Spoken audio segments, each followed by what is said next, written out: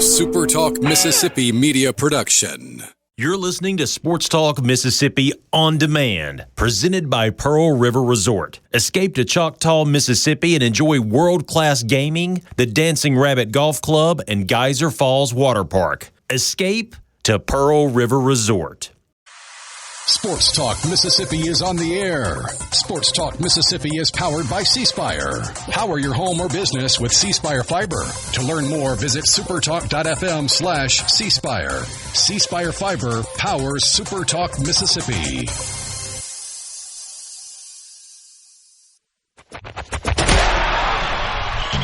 To the junction, in the Grove, and to the top. This is Sports Talk Mississippi. On your radio and in the game, right here on Super Talk Mississippi.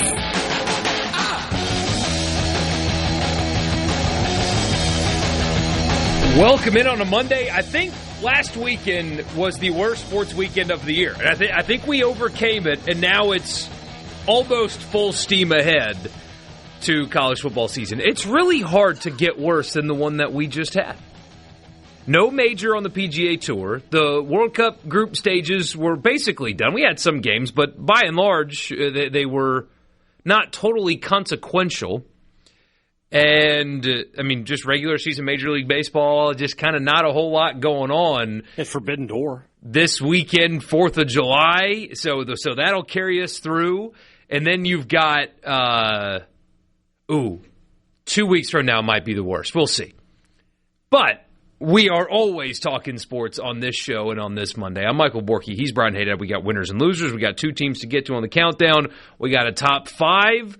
I thought about doing top 5 reasons for pessimism because we did optimism on Friday. But you know what? We don't need to be negative today. That would have been like number 5. Just look around. Look around, Borkey. We're at the threshold of hell. The Manning Passing Academy apparently is just the end-all, be-all in terms of player evaluation. We'll get to that here in a little bit as well. But we're glad you're with us. You're glad you have joined us here in the Pearl River Resort studios. Pearl River Resort. Hey, if you don't feel like hanging out around the grill this weekend on the 4th of July, make it a 4th of July at Pearl River Resort. Great time at Geyser Falls with the family. Then go, never mind putting a steak on the grill. Let them do it for you over at Philip M's. That steak probably be better than anything we're cooking up. I promise you that. If you want to have a great weekend, it's really easy to do. Just head over to pearlriverresort.com and book your stay. C-Spire text line open to you, 601-879-4395. With C-Spire, it's easier than ever to get all the devices you want in one move with the Ultimate Connect bundle. Right now, new and current customers can get a free phone, watch, and tablet, plus 100 gigs of data for just $90. That includes the new iPhone 17 and Samsung Galaxy S26 for free and a free smartwatch and tablet to go with it. So don't wait. There's more to see. Visit cspire.com or stop by your local C-Spire store today. C-Spire, inspired by you. The discourse around Manning Passing Academy is we've gone too far. And I'm not talking about Camario Taylor specifically. Because I had to talk about this, I had to address this on the podcast last night, talking about Trinidad Chambliss as well. Mm-hmm. Every year the Manning Passing Academy happens. And it's a great event. I'm glad it happens. A lot of young quarterbacks get really cool instruction from great college quarterbacks. It's a really cool thing, a very important thing. It's a staple of the college football offseason. Your quarterback getting to go. And basically every year the QB1 for Ole Miss and State go unless it's like up in the air. Right. So, here locally, your guys get to go. It's a really cool thing. Sometimes it turns into bad news. What was it? Johnny Manziel slept through the morning instruction one day, and that I think it was Manziel, or was it Baker? I think it was Manziel. Either one of those guys, I'll buy it. But they don't do anything. And again, this applies to both. I'm talking about both here, so State fans, I'm not picking on the hype train about Camario. And again, Ole Miss fans last night were like, what do you think about Trinidad being an outstanding player at the Manning Passing Academy? They throw in shorts to high school receivers for a little bit. They better be impressive. If they're not impressive, you've got big problems. Be excited about Kamario Taylor, not because what people said at the Manning Passing Academy. Be excited about Trinidad Shambles, not because of what people said at the Manning Passing Academy. Nothing happens there. They're not doing 7-on-7s against great college players. They're just throwing the football around at a summer camp. So, take 10 steps back. And it's the media's fault because they do, this player was outstanding at the Manning Passing Academy. They all are. They're college quarterbacks throwing to high school kids. Yeah, they look great. Of course they do. We've gone too far with the Manning Passing Academy. We put too much stock into who stands out at the Manning Passing Academy. I'm going to disagree. Nothing happens there. I agree, but nothing happens. From a Mississippi State perspective, this was kind of the first Kamario Taylor getting the taste of the national spotlight. This was the first of people seeing him. National spotlight, though? Oh, I think so. Yeah. They're more people watched him perform in the Egg Bowl. Well, that's fine. I'm just saying, and they saw him lose that game.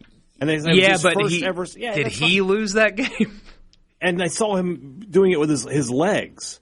This was more about his arm and seeing the big throws. I think this gave Mississippi State fans a little bit of excitement, a little bit of optimism. I think it was a great thing for Mississippi State to see Kamario Taylor getting this publicity this weekend. I totally disagree with you. It doesn't mean anything. Right, thank you. So it doesn't mean anything. But that's true about a lot of things. It's also an indicator that our media is broken if it took the Manning Passing Academy for the media to look at Kamario Taylor and think, damn, that guy's talented. Well, they don't know him. They haven't seen enough of him. I mean, how many people were really locked into the Duke's Mayo Bowl last year? Not 7 figures? A million people? In terms of the media, though. Again, that is an indictment on the media. That is college football media's problem if it took throwing the ball wearing shorts to notice the talent that he's got. If you watch the Egg Bowl, and even he didn't play great in the Duke's Mayo Bowl. He didn't, no. But if you didn't watch either one of those, what are you doing covering college football to begin with? And number two, if you watch those and didn't come away thinking, whoa, that's a media problem. That's not a Kamario problem. It's just nuts to me that it takes the Manning Passing Academy for people. This is a defensive state. It's nuts that it takes him throwing the football wearing shorts to high school kids to notice him when he has done things with millions of people watching against a playoff team. Also, I know he lost the game, but go watch his highlights that day. You're arguing. I feel like you're arguing two different things here. And like, if you want to argue that the national media doesn't do a great job in some instances, that's fine. Sure, yeah. But at the same time,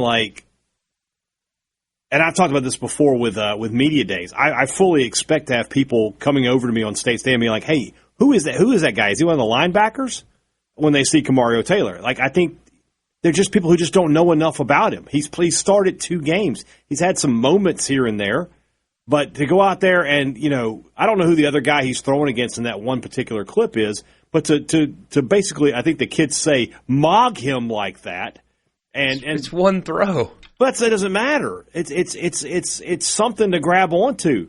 When you go 2-10, 2-10, 5-8, you got to grab onto something, man. You got to let people have something. I just disagree. I think this was Mississippi State getting some positive publicity on Mississippi State football, I should say, getting some positive publicity on a June Saturday is great for Mississippi State. I guess it's just but that shouldn't be your reason for excitement. It doesn't hurt, though. It doesn't hurt. Hype is always good. And I said, hype is always good. I think some people saw him and were like, wait a minute, he plays where? Okay, maybe I need to rethink. That is the secondary conversation of you shouldn't ask that question if you cover like, college football. It's going to be like, hold on, that's the kid at Mississippi State. Maybe I need to rethink what I think about Mississippi State. Yeah, I mean, this is all true. The last time anyone saw Taylor, his leg bent in ways no one expected him to ever walk again. And yeah, I mean, bionic man. Yeah. Just we've gone too far with it. I mean, Gunnar Stockton also, like, wow, look at Stockton. John Mateer's added muscle. Okay, so? Mateer looked ridiculous. He looks like a bodybuilder. But people took that and turned it into, Mateer's ready to have a big year because he looked ripped at the Manning That's what I'm talking. It's not just Camario. It's all these guys. What does John Mateer having muscle mean for anything he's going to do on the field this year? It means nothing. Frankly, I'd be kind of concerned that my quarterback is that jacked. It's like, do you have the mechanics to throw the football? What quarterback looks like that? Not many. Yeah. You're supposed to have a little bit of, nimbleness as QB1. But I hear you. I didn't think about it from that perspective. In an offseason where there's nothing to grab onto, at least there's something to grab onto. Yeah. But it happened with Trinidad. It happened with Mateer. It happened with all. It's like, yeah, and the opposite could be this true. This is not the place. You could go down there and look terrible. And then what are you saying about yourself? You're like, well, he looks terrible in shorts and a T-shirt. What's he going to look like when the lights are on? Especially for a guy who's as unproven as Camario is. It was important for him to go down there and look good, I think.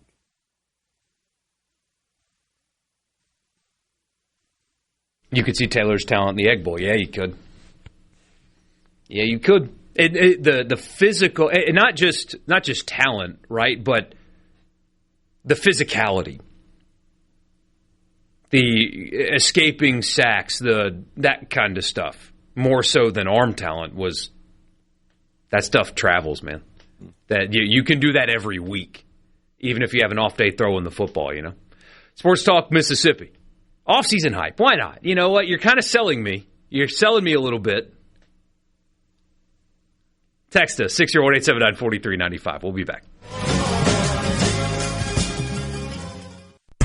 From the best sports talk in the state. It's the best thing. Say that again.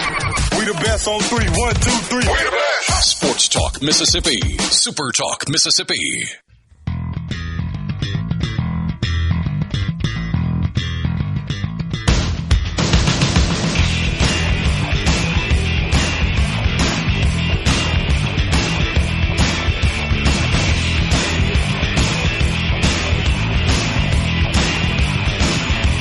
He says, if the Manning passing camp hype is no big deal, why do Ole Miss fans hype up recruiting classes so much? Well, those could not be, apples to lawn chairs.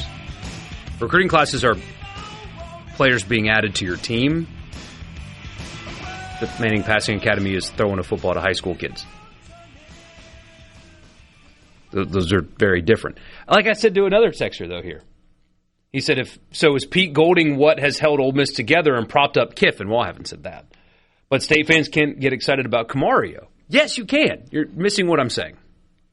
Get excited about the actual football things that he's done on the field, not because he threw the ball far to high school kids in shorts. That shouldn't be the source of your excitement. Now, if you're happy that he's getting media attention, great. Like, that makes sense. But him doing that is not what should excite you. It should be he's got physical tools. In his first start against a playoff team, he did that. His offensive line was completely overmatched, and look at what he did. That was a playoff team, man, and look at what he did to him. That's what I'm talking about, is we're misdirecting our hype about certain players because of that. I don't know. I'm probably overthinking it, but I'm not saying not to get excited about him. You are overthinking it. But I'll be clear about that. But the Manning, but it's a media problem. It's not a player problem. We put too much stock into the Manning passing. Same thing with Mateer. It's just something that's fun. It's fun. It's football on June 29th. But Tyler's right.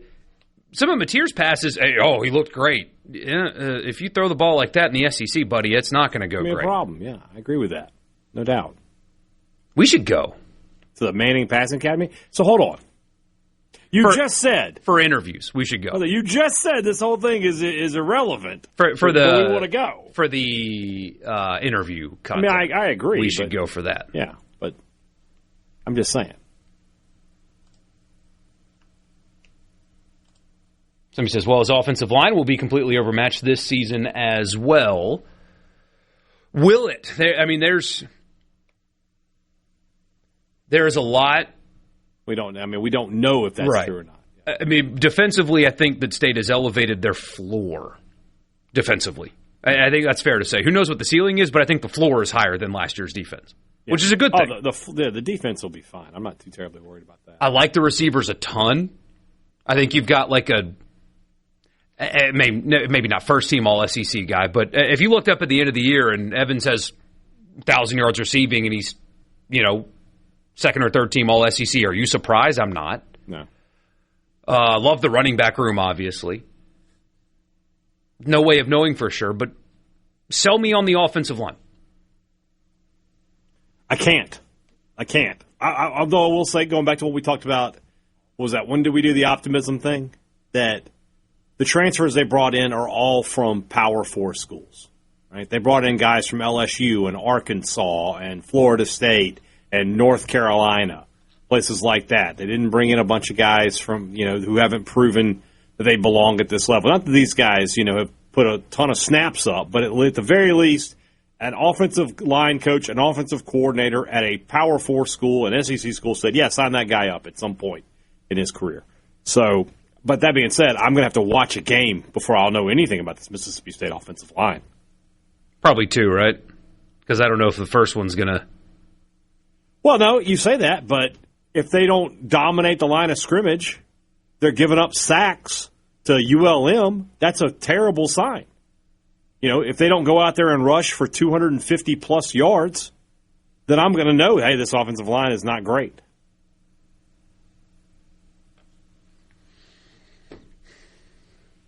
I wanted you to sell me on it.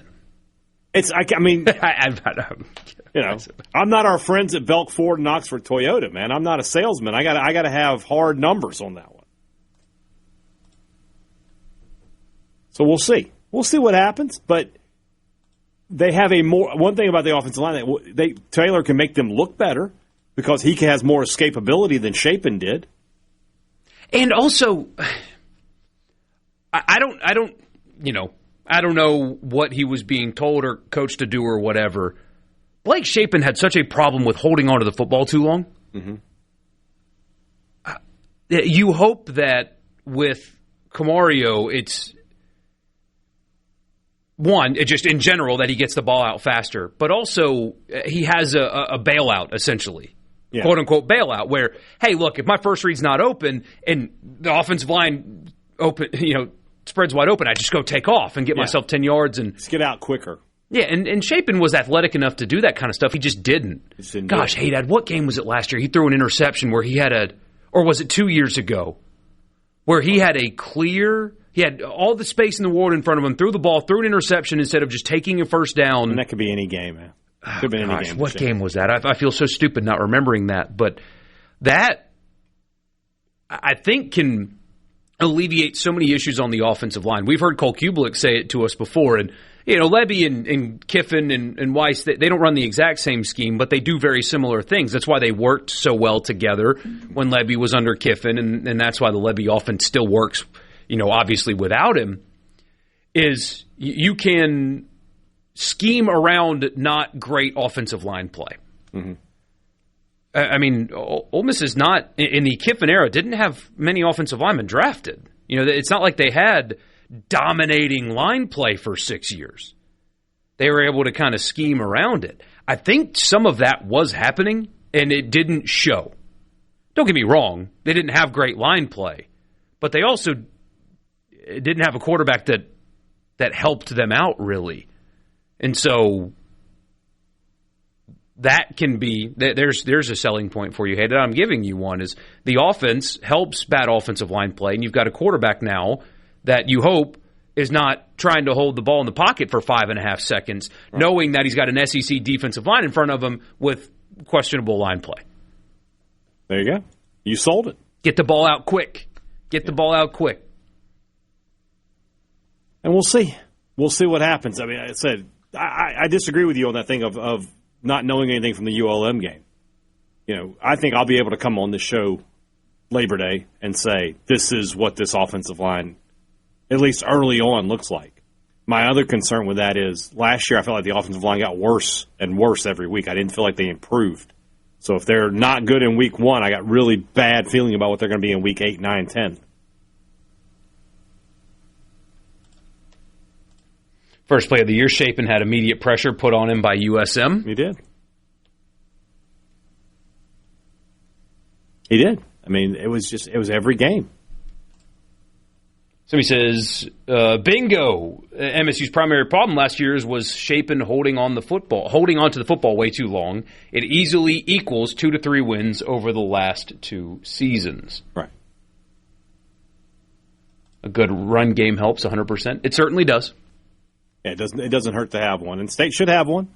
You know, if you got Fluff Bothwell, you got some talented guys behind him. They're unproven behind him. And, you know, finding that second running back is going to be a big deal for Mississippi State this offseason. I'll be interested to see who comes out of camp kind of in the spot there. Could be one of the true freshmen. Could be J.J. Hill from Tupelo or Cooper Crosby from Gulfport. Won't be surprised if it's either one of those guys. My money's on Hill. Only because I've seen him in person. Just and it's like, he has an SEC physique, or at least he did in high school. I haven't seen him recently, but I don't think he's lacking for size, strength, and speed. One of those guys, too, that, especially on a high school field, looks like he's not trying. Yeah. He just dusts everybody. That's so much fun to watch. Where it's like, oh, that safety's got an angle. He'll get pushed out of bounds, and that angle just disappears. Yeah, he's impressive. He has all the physical tools. We'll see how it all comes together for him. Interesting stuff. So Jeff Levy was enjoying some time off. That made the message boards. Yeah, I mean, I don't know what people wanted sometimes. I mean, his one of his quarterbacks got married and invited him to Hawaii. I'd go. Oh, really? Oh, which one? Or is that? It's Dylan Gabriel's one. Oh, nice. Yeah, cool. It's a dead period. It's the off season. You know, coaches do go on vacations, even losing coaches. You know, you got to have just a little touch of common sense on that kind of stuff. Chase, you guys think I'm the negative one. Chase here. Going to be a shame when Camario's LSU's quarterback of a $60 million roster next year. Chase. I mean, I addressed this on tomorrow's podcast. That Chase. Nobody rushes to crap on Mississippi State like Mississippi State fans. Like it's like Black Friday and the TVs are on sale. They're lined up outside to crap on their own school. It's unreal. And this is me telling you that. It's unbelievable. It's just the first thought people have is like, oh, well, he won't be here. And we know Chase. We love Chase. He's a big State fan. Chase, you don't think Camario had a bunch of offers to leave this offseason? Yeah. That should tell you something, shouldn't it? He could have gone. I mean, how many programs would have said no to him this offseason? Exactly. Not many, if any at all. We love you, Chase. We appreciate you. And we'll be back in just a bit.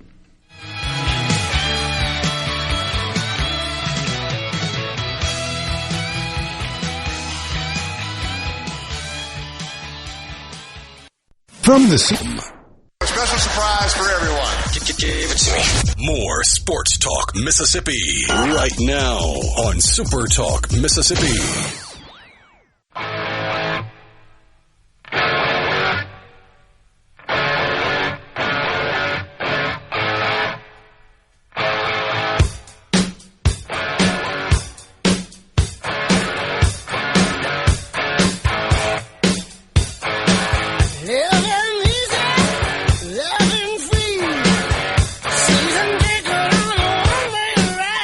Back on Sports Talk Mississippi, I'm Brian Hadad. He's Michael Borkey. We're in the Pearl River Resort Studios. And you can join the show on the C Spire text line, 601-879-4395. I've been workshopping a take. Oh, no. It's going to be the Mississippi State Hour, which is fine. I mean, when I hear workshopping a take, half of our audience. Calm down, Skip. So people do the best case scenario and worst case scenario for teams. Sure. And we'll get to that, I'm sure, this offseason at some point. And, you know, best case for State will be what? But just best case win number, just throw it out there. I'm not going to hold you to it. Just whatever it is. 9-3. Okay. And worst case would be what? 2. I don't think that is actually the worst case scenario. I think there is a worse option. Well, yeah, there's the purgatory. Keep the terminal patient alive. Yes. 6-6 and you stay with Lebby. I mean, there is 0% excitement for football in Starkville next season. I think you would rather go 2-10 than a 5-7 where he stays, or a 6-6 where he stays. You either need to be good to where you're recapturing momentum, or bad enough to where you're making a change. Because purgatory is the worst place that you can be, and that, to me, is the worst case scenario for state football this year, is getting stuck in between good and bad. Because getting stuck in between good and bad inspires nobody. A good season inspires donors, and a horrible season inspires donors. Yeah. Because in comes a new coach, and new coach is going to be a great salesman, and he's going to go to all these rallies and all this stuff and engage with the fan base. You hope. I mean, that would be... A smart coach would do that, yeah. Yes. That would be something that would need to be done and should be done every offseason, regardless of how much success you're having. But that, I think, is the worst place to be. So best case, worst case. Best case is 9. Worst case is 5 and you keep him. Or 6 and you keep him. Without an Egg Bowl win. Now, if it's 6 with an Egg Bowl win and you keep him, then that's probably a different conversation. It is, but at the same time, you're just like, they were good enough to beat Ole Miss, but they weren't good enough to beat, Auburn and Vanderbilt this year, or Minnesota or Missouri. Like, who did they lose to in that they should have beaten? I don't know. I think anything less than 7 and you have to move on, but that's not going to be my decision, obviously. But I just don't.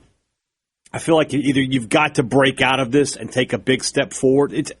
I keep saying this over and over again, and I really do believe it, but we live in a world where a coach arrived at Indiana and won on a national title in 2 games at Indiana. It's not unfair for me to say Jeff Lebby in year 3 should be an 8-game winner or more. That's not unfair.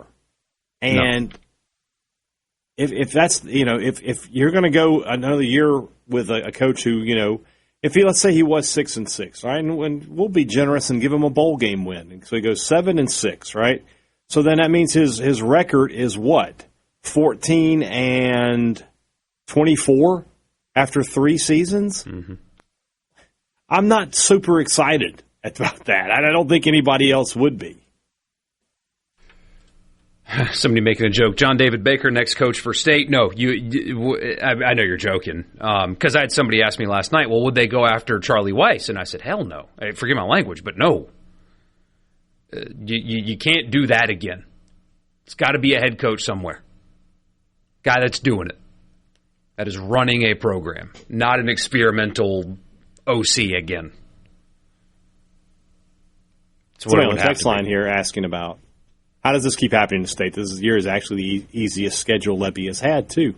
And it says it's got who has the toughest schedule in the SEC. State's 4th, behind Texas, Oklahoma, and Arkansas. Is this the easiest schedule he's had? Yes, I would say so. Well, his first year, he had Florida that wasn't a good Florida team, and Arkansas that wasn't a good Arkansas team at home. But, Georgia, Texas were playoff teams. Ole Miss should have been a playoff team. Yeah. I did have to go to Arizona State as well, who was a playoff team. Yeah. What's interesting about that is normally State has the toughest one because they can't play themselves, right? Oklahoma, the teams that are in front of them on the schedule, Texas and Oklahoma both play Mississippi State. So it's interesting that they are they're ahead of them. I don't know where they're. I don't know where they're getting that ranking from. That particular metric from. The 9-game conference schedule just makes. Because it's the same conversation about Ole Miss. If we were to do the top 5 reasons for pessimism, I think my number 1 or number 2 would have been the schedule. Yeah, Ole Miss's schedule is so much more difficult than it was last year. Much more difficult. Yeah, much more. And one fewer home game. Remember, they had 8 home games last year. 2 things can be true at the same time. Where Ole Miss was a really, really good football team last year, but they had a really easy schedule. Comparatively speaking to other SEC teams, yes. Yes. So easy compared to Texas Tech, no, but that's not the conversation we're having. Yeah, easier than 24. That's a good question, actually. So in 24, State had Eastern Kentucky, Toledo, and UMass. Now take the result of the Toledo game out of it. This schedule does not have those 3 games on it. Right. I mean, it's ULM, obviously. Tennessee Tech helps a ton. But at Minnesota... What did you say? What did you say the non-conference was? Did I say Tennessee Tech? ULM and Tennessee Tech, and then Minnesota? No, for the first year. Oh, for 14, Eastern Kentucky, Toledo, and UMass. For 24, you mean? For 24. But you're leaving out Arizona State. But, yes, and then Arizona State, which... Yeah, who played in the college football playoff. But that's comparable to an SEC game? Yeah, it really is. And Minnesota, obviously more difficult than Toledo, Eastern Kentucky, or... Yeah. The UMass. So this year, I think it's more difficult. Yeah. But you said it. I mean, Vanderbilt and Auburn at home. I don't think Vanderbilt's a pushover anymore. But in terms of talent ceiling, they are not anywhere close to the top tier of talent teams in the SEC. You get them at home. Mm. Darkin's good. I think Brown is going to be one of the most overrated players in the SEC by season's end. I mean, you got, who knows anymore? You have one poll that has him here and one poll that has him at the bottom. I don't know. But those are two infinitely winnable games late in the season for State, both at home. I believe in Austin Simmons' talent. I don't yet believe in him as a polished quarterback.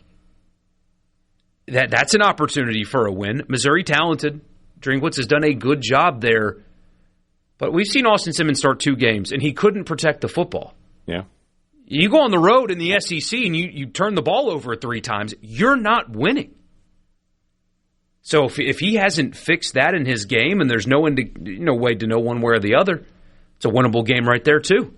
You said it, I think, on Friday. The home road stuff with State, they got a nice break there in the schedule. It helps. Yeah, Missouri, Auburn, Vandy all being at home, those are winnable. Those are the most winnable games you have. As far as the conference games go. Lucas, you're right. A 9-game SEC schedule makes 6-6 feel like 7-5. Yes, it does. It does. I get what you're saying, but at the same time, it is still 6-6.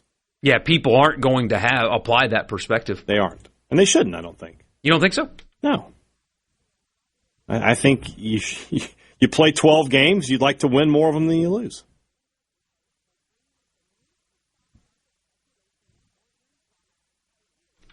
I mean, simple as that. You know, we consider that the 9th game is what? Vanderbilt? Should be able to beat them. I mean, I can look at it as the 9th game as Texas or Oklahoma or Alabama if you want, but I just gave you 3 games that State should be able to win in year 3 of Jeff Levy. And the year 3 component is the... Yeah. Generally speaking, though, Lucas, you're spot on, and I think I've said this before. This is something that I don't think enough people are talking about in the college football sphere about the SEC guaranteeing 8 more losses for its league. Arkansas can't lose all 8 of those games. Those have to be evenly distributed. And it's going to impact playoff selection. I would bet so much money that there's going to be a 9-3 SEC team that doesn't make the playoff where a 10-2 Big Ten team does. And the SEC team will have played a more difficult schedule, will have more impressive wins, but the Big Ten team will have 10, and the SEC team will have 9, and that will be the difference in making and not making the playoff, and not enough people are talking about that.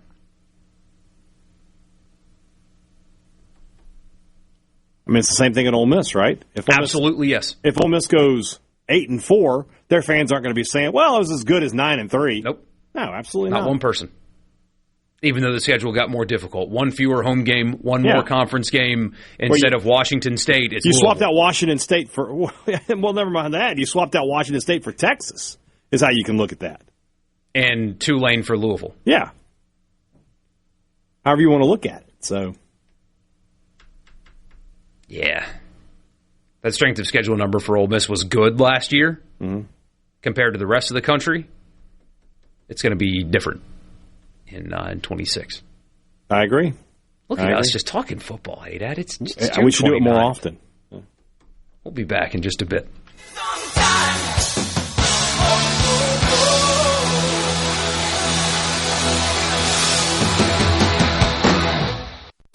From the Sports Talk Mississippi is back. This is it. Super Talk Mississippi.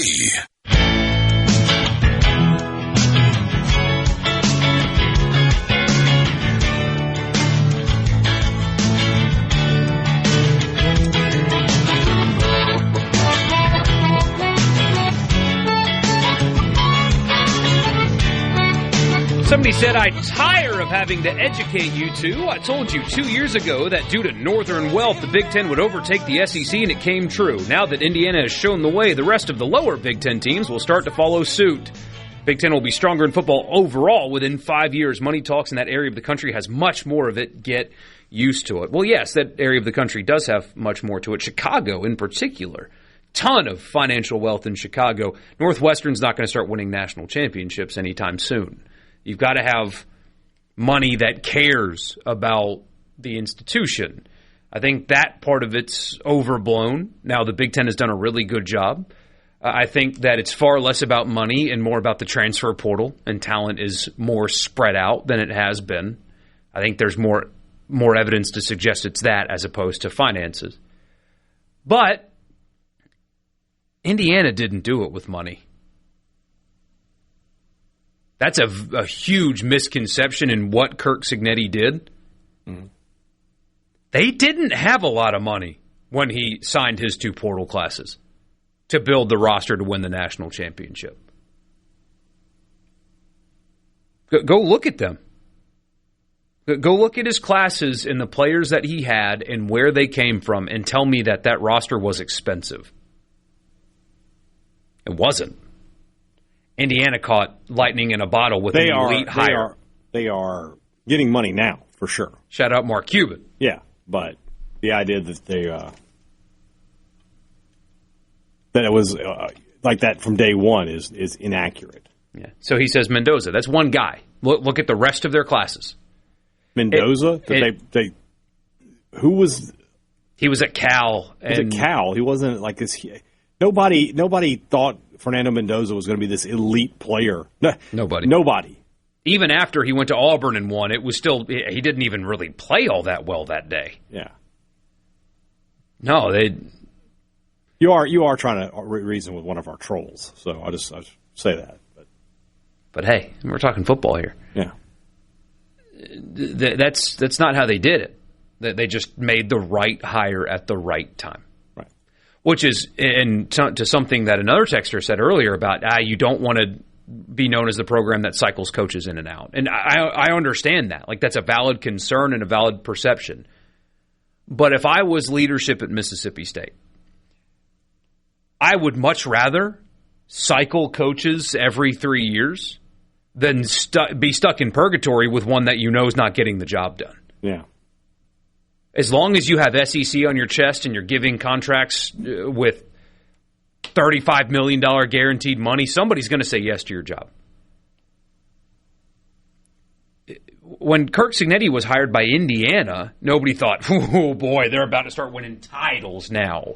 Right. It was just they hired a Sun Belt coach. He did a good job at a Sun Belt school. He took the job at one of the worst programs historically in the country. Right. I would much rather...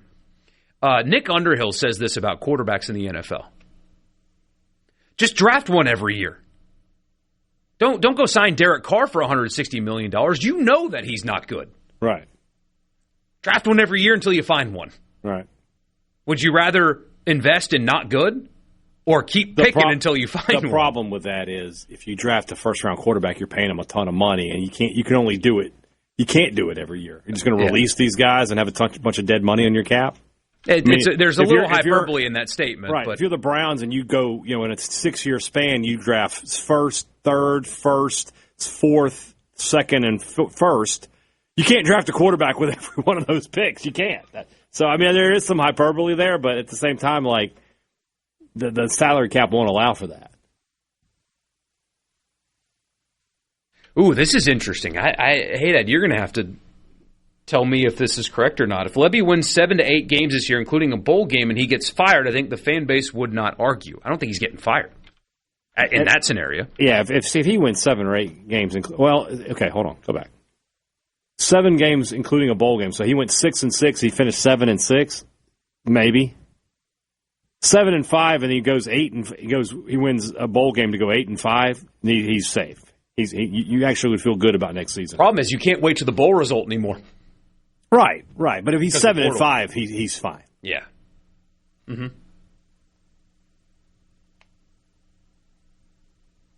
Interesting season. Well, This is where you put yourself when you go 2-10 and 5-8. Year 3 becomes all right. Just think about it back in the old days. Coach would come in, it took a couple years to get his recruits in there, put his system in, get everything going the way you want it. Year 3 was supposed to be a year where you saw improvement. Well, Mississippi State, that's, in a time where you could flip a roster instantaneously, you should show some real improvement. You improved last year. You went from 2-10 to 5, and you went from 2 wins to 5 wins. And if you watch the games, you know that they were competitive enough to win 2 or 3 more. Well, win those games this year. You had Texas on the ropes last year. You had Tennessee, wobbling last year. Knock them out this year. And that is the one thing, too. There's a lot of talk about, can Camario take the step forward? Can the offensive line do this? Can the coach manage fourth quarters better? That's a big piece of this, yeah. Really good stuff. Good conversations. Manning Passing Academy, Jeff Lebby Ceiling Floor, all that stuff. That was a good hour in the dog days of summer. Winners and losers after the news. Sports Talk Mississippi.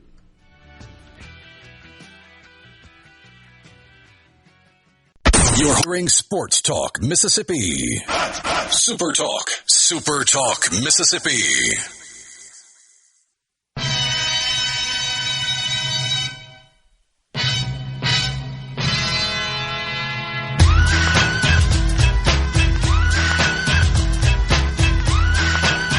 Sports Talk Mississippi starting with you on a Monday. In the 4 o'clock hour, started up with Michael Borkey. I'm Brian Hadad. I went for a walk yesterday, and you know what I smell? The smell of mowed grass. Why would you do drugs when you could just mow the lawn? What I want to say to you guys, though, is why not mow the lawn with the best? And that's a John Deere mower. Be it if you're just a normal homeowner and you get the John Deere 0 turns, or if you're you got a huge tract of land, you may need a John Deere compact tractor with all of the attachments. Whatever your need for John Deere is, Ag Up has you taken care of. And with 15 locations throughout the state of Mississippi, they're easy to find. They're all around. They're local to you. Go by and visit your Ag Up dealers today. They're going to put you in the right machine, not only for your property, but for your budget. 15 locations, or you can just go to agup.com. Ag Up Equipment and John Deere, built for what's next. Restrictions apply. See dealer for details. It's Monday. It's 4 o'clock. You know what's up on Sports Talk Mississippi. It's winners and losers. All I do is win, no matter what. I'm a loser, baby. We got winners. We got losers. Americans love a winner and will not tolerate a loser. Winner never win. And a winner never quit. What'd you like from the weekend? What'd you not like? Let us know on the C Spire text line, 601-879-4395. But first off, Michael Borkey will tell us his winner. There is dedication. A lot of you listening are dedicated to your team. You go to every game. You listen to this radio show. You subscribe to your message boards. All of that stuff. I don't think any of you guys are as dedicated as the 9,722 people that, according to Nielsen, that's the company that tracks viewership and all that stuff, have watched every minute of every World Cup match so far. I think you work with one of those guys, don't you? You think Rhino has? He told me last week he caught everything. 9,722 That was on Wednesday, people. so I don't know what he's done since then. If he did it through Wednesday, he's done it through Sunday. Yeah, probably so. 9,722 people have watched every minute of every game of this World Cup. You are not dedicated. I'm not as dedicated to anything as those people are to watching soccer, apparently. That is an insane. That feels so high to me. That is an insane I would number. love to know what my college football number is, like, for a season. What is that number? 13 weeks plus the bowls. I'm sure it's an ungodly number. I'd love to know what it is. I wish somebody could track that for me. Yeah. I'd keep a stopwatch, but I'm afraid I'll screw something up. So, gosh, as you mentioned, it was not the biggest sports weekend. There's nothing going on, but I did obviously watch some World Cup. I guess we got to give it to Brazil, first team to advance. Well, I guess the second team. Almost. Yeah, Brazil and Canada They are both advancing into the round of 16. The Canadians with a 1-0 win over South Africa. And today, Japan had Brazil going there for a second, 1-0, and then Brazil with a couple of late goals. They win at the death. 1 minute left in extra time, and Gabriel Martinelli goes bottom corner to get the win for Brazil. As we speak, the Germans and the Paraguayans scoreless after about 40 minutes. But they're the first two to advance, so they get to be winners on this Monday. Yeah, we'll have this conversation later in the week, but I am fully into Wednesday's a must-win. Not because of the tournament. Of course, it's a must-win. It's a knockout game. You have to win to move on. But I think the U.S. national team must win this game, or else people aren't going to buy. What do I say anymore. all the time? I say it. Perception is reality, and if you lose this game, the perception is it's same old with U.S. soccer. Nothing's changed. If you win, you got a good chance. I mean, you're probably going to be playing Belgium in the round of 16. The Belgians that's a very tough team. That's a nation that has a lot of talent, but you have a chance to win that game. You have a chance to get into the quarterfinals at that point. So we shall see. What else you got for a winner? Tomas Valinkis, and also what could be a very interesting thing for Team USA baseball, obviously this summer, is you could have a game where Valinkis hands the ball to Walker Hooks to close a game. Yeah. How funny would that be to have that dynamic happen with USA on their chest? Those two guys handing the ball off to each other. That'd be really cool if that happens. It can happen, I guess, today. I don't know who they're playing today, but Valinkis starting for, or maybe it's just a scrimmage. Either way, Team USA baseball, both of them are on the team. That would be a really cool thing to see happen if, in fact, it does. That would be cool. I like that. Well, there's not a whole lot left. What about a loser? You got one? Yeah, the NBA, another player in the NBA, Malik Beasley, who has made almost $60 million in his career, has been indicted on federal charges for gambling related to a sports betting scheme, point shaving, and prop bets. His attorney is actually the one that broke the news to ESPN that he was getting indicted. They are going to he's going to surrender at some point this week, and the indictment has specific references to games, and the video is, I mean, it's not great. Allegedly, he did it. It's really obvious that something was up with some of the things that he did in these games. It's almost $60 million you've earned. Yeah. And you've got money problems to the point where you are throwing your stats and throwing games to get money. That is a shame, man. What an embarrassment. 1-0 Paraguay? Ooh. They just scored. Just scored on the... That was a great win for the United States. Yeah, to dominate them the way they did. Yeah. This is great. This is a really nice piece of play right here. Lovely. I'll stay in the NBA, but for a totally different reason. John Morant, a couple years ago, was one of the top 10 players in the league. One of the most young, exciting players, a team that Memphis was confident was going to build their foundation around, and they were going to be a championship contender for years to come in the NBA's Western Conference. Today, John Morant was traded from the Memphis Grizzlies to the Portland Trail Blazers for, you ask, what kind of haul did they get for John Morant? Surely enough to King's ransom. They traded him for Jeremy Grant and Chris Murray. No picks. No star in return. Just Memphis saying, we got to get this guy off the roster and we'll take the best deal we can get.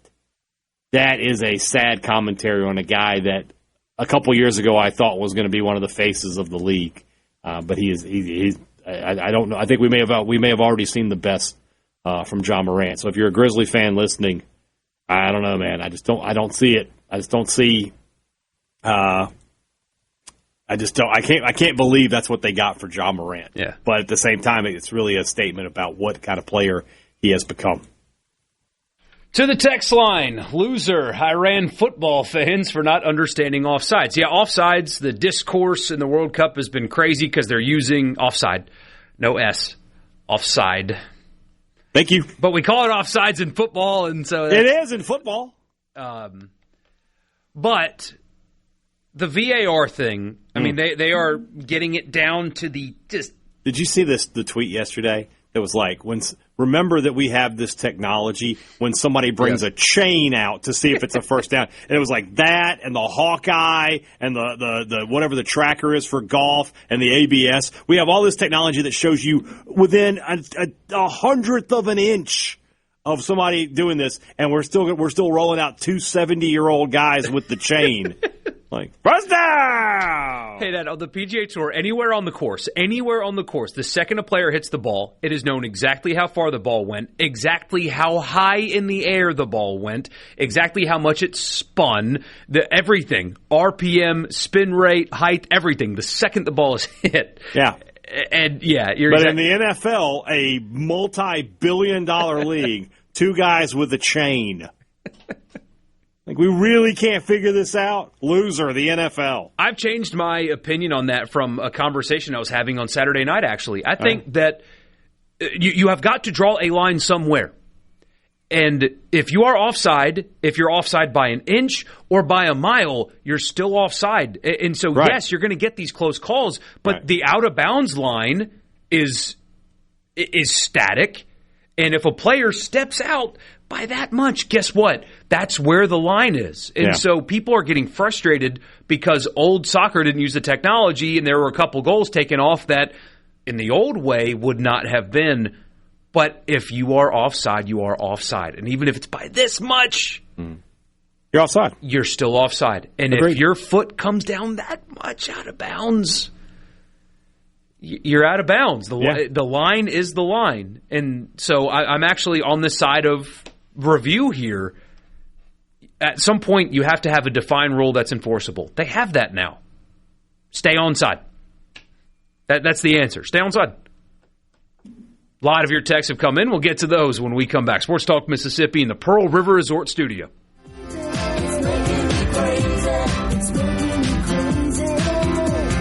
time I look around, every time I look around, every time I look around, it's in my face. From the Sports Talk Mississippi. Boom! Are you ready for some football? On SuperTalk Mississippi.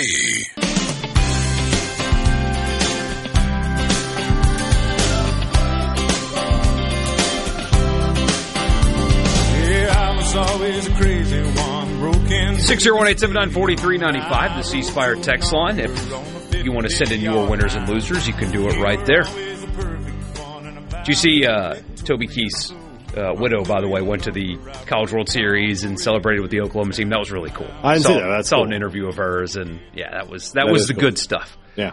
Back to the text line, though. I do have a winner. Okay. It's a winner/loser. Oh. So former Mississippi State Bulldog tennis player Nuno Borges got his opening round win at Wimbledon today. Nice. Now the loser part, his next match is against the world number 1, Jannik Sinner. That's a tough one. This is, I shouldn't admit this because, we're technically supposed to know everything about sports. If you'd have told me or asked me, hey, who's the number 1 player in tennis, I would not have given you that answer. I would have given you an answer that was wrong. I would have thought it was Alcaraz. It's not. It's Sinner. Him or, somebody like that. Yeah. I mean, Nadal's gone. Djokovic is on the back end here, so yeah. I need to look that guy up. I don't even think I've ever really heard of him. Yeah, he's good. It's an indictment on me. But hey, it's not really a niche sporting event because it's huge. It's Wimbledon, right? Mm-hmm. I enjoy watching Wimbledon, though. I'll watch the finals. Interesting. I didn't take you much for a tennis guy, but my family, huge tennis guys. A lot of my cousins were state champions in tennis in high school. Even Marty? I think Marty may have won one. Really? I'm not sure. I know Chris, my cousins Chris and Steven are multiple. Steven and Chris are multiple time state champions. But I didn't. I could never figure it out. Like the few times that I tried to play tennis, that ball was going over the fence. I had no idea how to land it in the zone there. So, Somebody says, went to our first Boomball game at Trustmark about a week ago for my wife's birthday. Had a great time. Definitely a win. So, Boomball, hey, Dad, are you familiar with this? Yeah, we talked about it. Didn't we talk about it? Or not you and me. Maybe it was me and Will then. But yes, it's a version of Banana Ball, basically. So I'm looking at a video of it right now. Very similar. I wonder what the IP of Banana Ball is. Like, can they file a lawsuit against a similar type organization for doing the same stuff? How does that work, I wonder? I can't imagine they could. We play goofy baseball. I wonder if that guy would wear his yellow tux and his yellow hat to court, too, if he had to defend cease and desist or something like that. Yeah. But, no, it looks like fun. I mean, there's a lot of hate for Banana Ball and stuff like that out there, and I understand why. I mean, I'm a golf purist. I thought Liv was a joke, and it has died a rather quick death, as it seems. Mm-hmm. I'm very against, like, the YouTube Golf League and stuff. I'm a traditionalist, so I understand a baseball traditionalist. You're a fuddy-duddy is what I would say. And I get baseball traditionalists, but, man, sometimes kid stuff is not for you. It's and fun. It looks like kids go to these things and have a blast. I went to the Party Animals game here. It was fun. It was fun. If you go in there expecting baseball, you're going to have a bad time. If you go in there expecting to be entertained, it's it's very entertaining. Yeah, like when you go to Monster Jam and you think that the race that they do and like the competition is all above board. It's not. Well, as a pro wrestling fan, I completely understand where you're coming from. Some of the judging decisions, though, it's like, all right, guys, come on now. He did a backflip. He didn't. Why? Yeah, I get it. I start booing the judges, and then I realize the fans are judges, so I'm booing myself. It's a problem. Winner me just found out I'm having a boy. Project Scotty Scheffler inbound. Congratulations, man. That is outstanding. Good luck, and prepare for things in your house to get inexplicably destroyed. If you have nice things, you will no longer have nice things here in some pretty short order. So good luck to you, my friend. Simple as that. Winner, Twitter/X for not seeing anything from Kiffin in a while. Yeah, I guess Verge put him in the doghouse and has kept him there. That's impressive. I didn't think that was possible. Grizzlies got 4 first-round picks for Bane and 0 for Ja. Well, then. Yeah. Simple as that, yeah. Okay, this is from Brandon. Well, I'll oblige you, Brandon. Hey, guys, my niece is riding home with us today. Asked her if she liked Ole Miss State or Bama, where I graduated. She said she didn't know. Could y'all give her a shout-out and help her decide? Her name is Carrington. Sorry for the voice text. Well, Carrington, do not pick Alabama. Pick Alabama, Carrington. No. Pick Alabama. Lead an easy life. Is it an easy life anymore? Have you seen what they're recruiting in the state right now? 10 out of 12 weekends of the year, you're going to be okay. All right? It's fine. Especially if you're getting on now and you don't have the burden of, I remember when Saban won 12 national titles. You're just getting in right now. It's fine. Make it easy on yourself. I certainly wouldn't tell you to pick the life I have. But Carrington, here's the thing about life is you're going to face challenges in your life. So give yourself some outs. All right? Not everything has to be difficult. Not everything has to be a character-building experience. You can have one day a week where you feel good about yourself. But if you pick State, the day that they run on the field in the college football playoff, you just hope that the video game system doesn't die before you finish out the game. You know?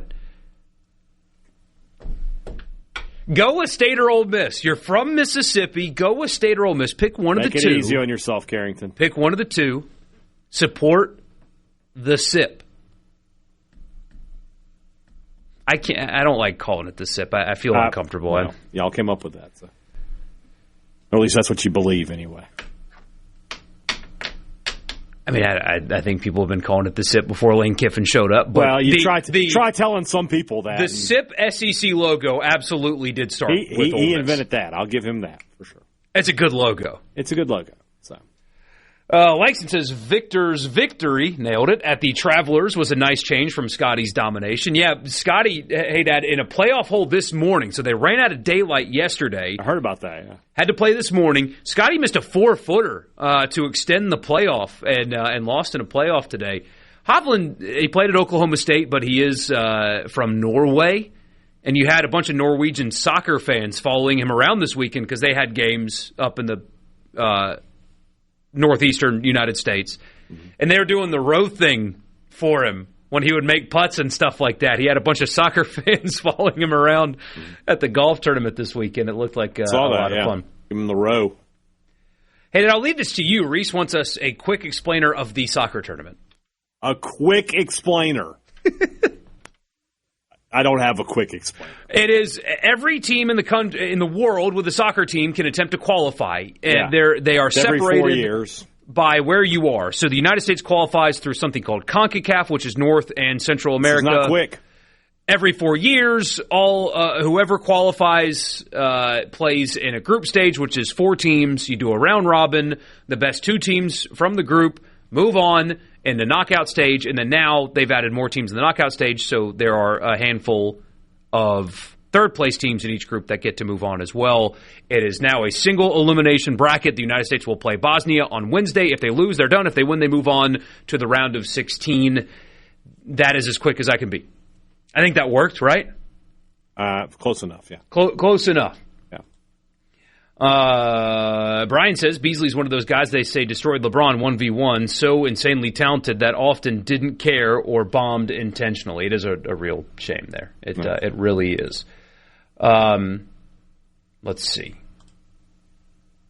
Good Lord, this hate banana ball and anything that compares to it.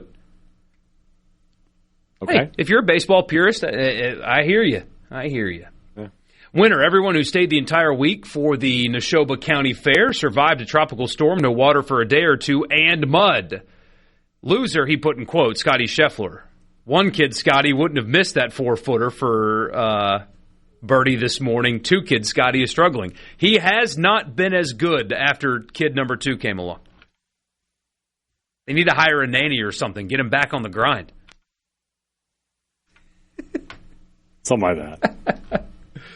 Tim says, choose Alabama with about 6 exclamation points. Well, make it easy on yourself. Why does everything have to be a challenge? Why does everything have to be, character building? Can't I just have one thing with my life that's, easy? That's what ice cream's for. For years, that was the Lakers. So it was just like, just show up and win, Now that's been taken away from me. There is no part of any part of the year where sports-wise where I'm just on easy street. It just never happens. With the way portal recruiting's going, baseball is a sport of volatility, but it's getting there. But even then, looking good. We'll see. We'll see. Somebody says, Grizzlies are my winner. Another one for winners. The Delta Reds U8 baseball team from Leland, Mississippi won the 8UAA, or is that 8UAA? Is that I'm not familiar with what that is, but hey. 8 and under All-American, maybe? Grand Slam World Series in Panama City Beach this weekend. Look at you guys. Congrats. Really good stuff. Good job. Winner, ranch dressing going worldwide? Yes, it is. That is a good thing. Somebody told you to switch baseball allegiances from the Giants to the Dodgers. You want easy. There you go. No. Why not? You can't switch. Yeah, once you choose, you choose. There was some guy on Twitter that got in my mentions he's an LSU fan. And then I scrolled down a little bit. He was an Ole Miss fan a month ago. It's like, I got, as if I had any respect for a burner anyway. I got negative respect now. Sports Talk Mississippi. How about we get to a top 5 when we come back? Don't go anywhere.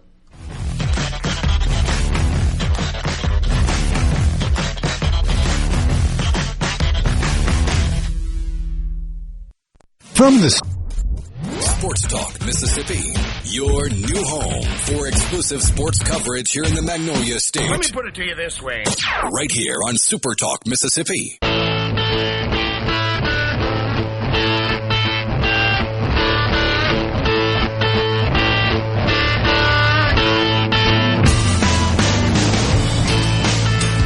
I forgot to add a loser. Then we'll get to our top 5.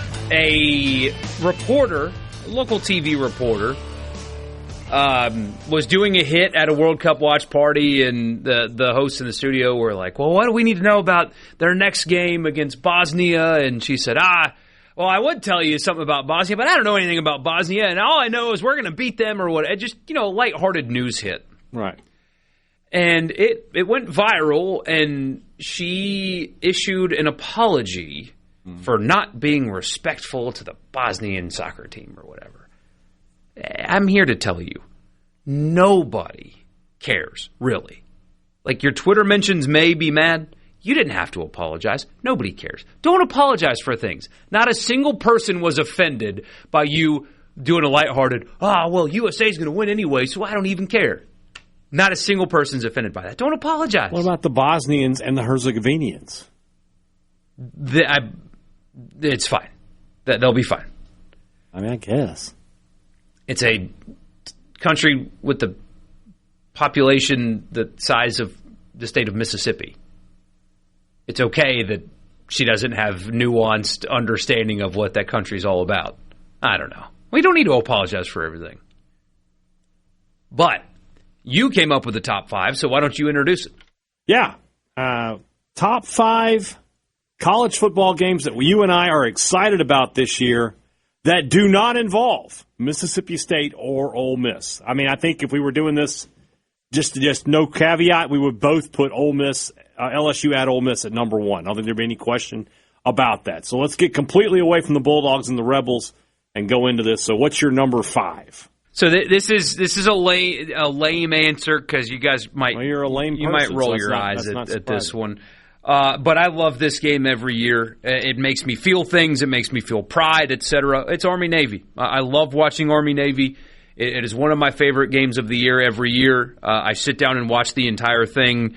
I've even last year I kind of made it a point to introduce our son to, like, hey, this is who these people are and this is why this game is special, et cetera, et cetera. I think the fact that those guys can play football as well as they do on top of the duties that they have every day is really impressive, and that's the only football game played every year where every single person on the field has signed up to be willing to die for me, which is an incredibly powerful thing, and so I make sure I watch it every year, and I love watching it.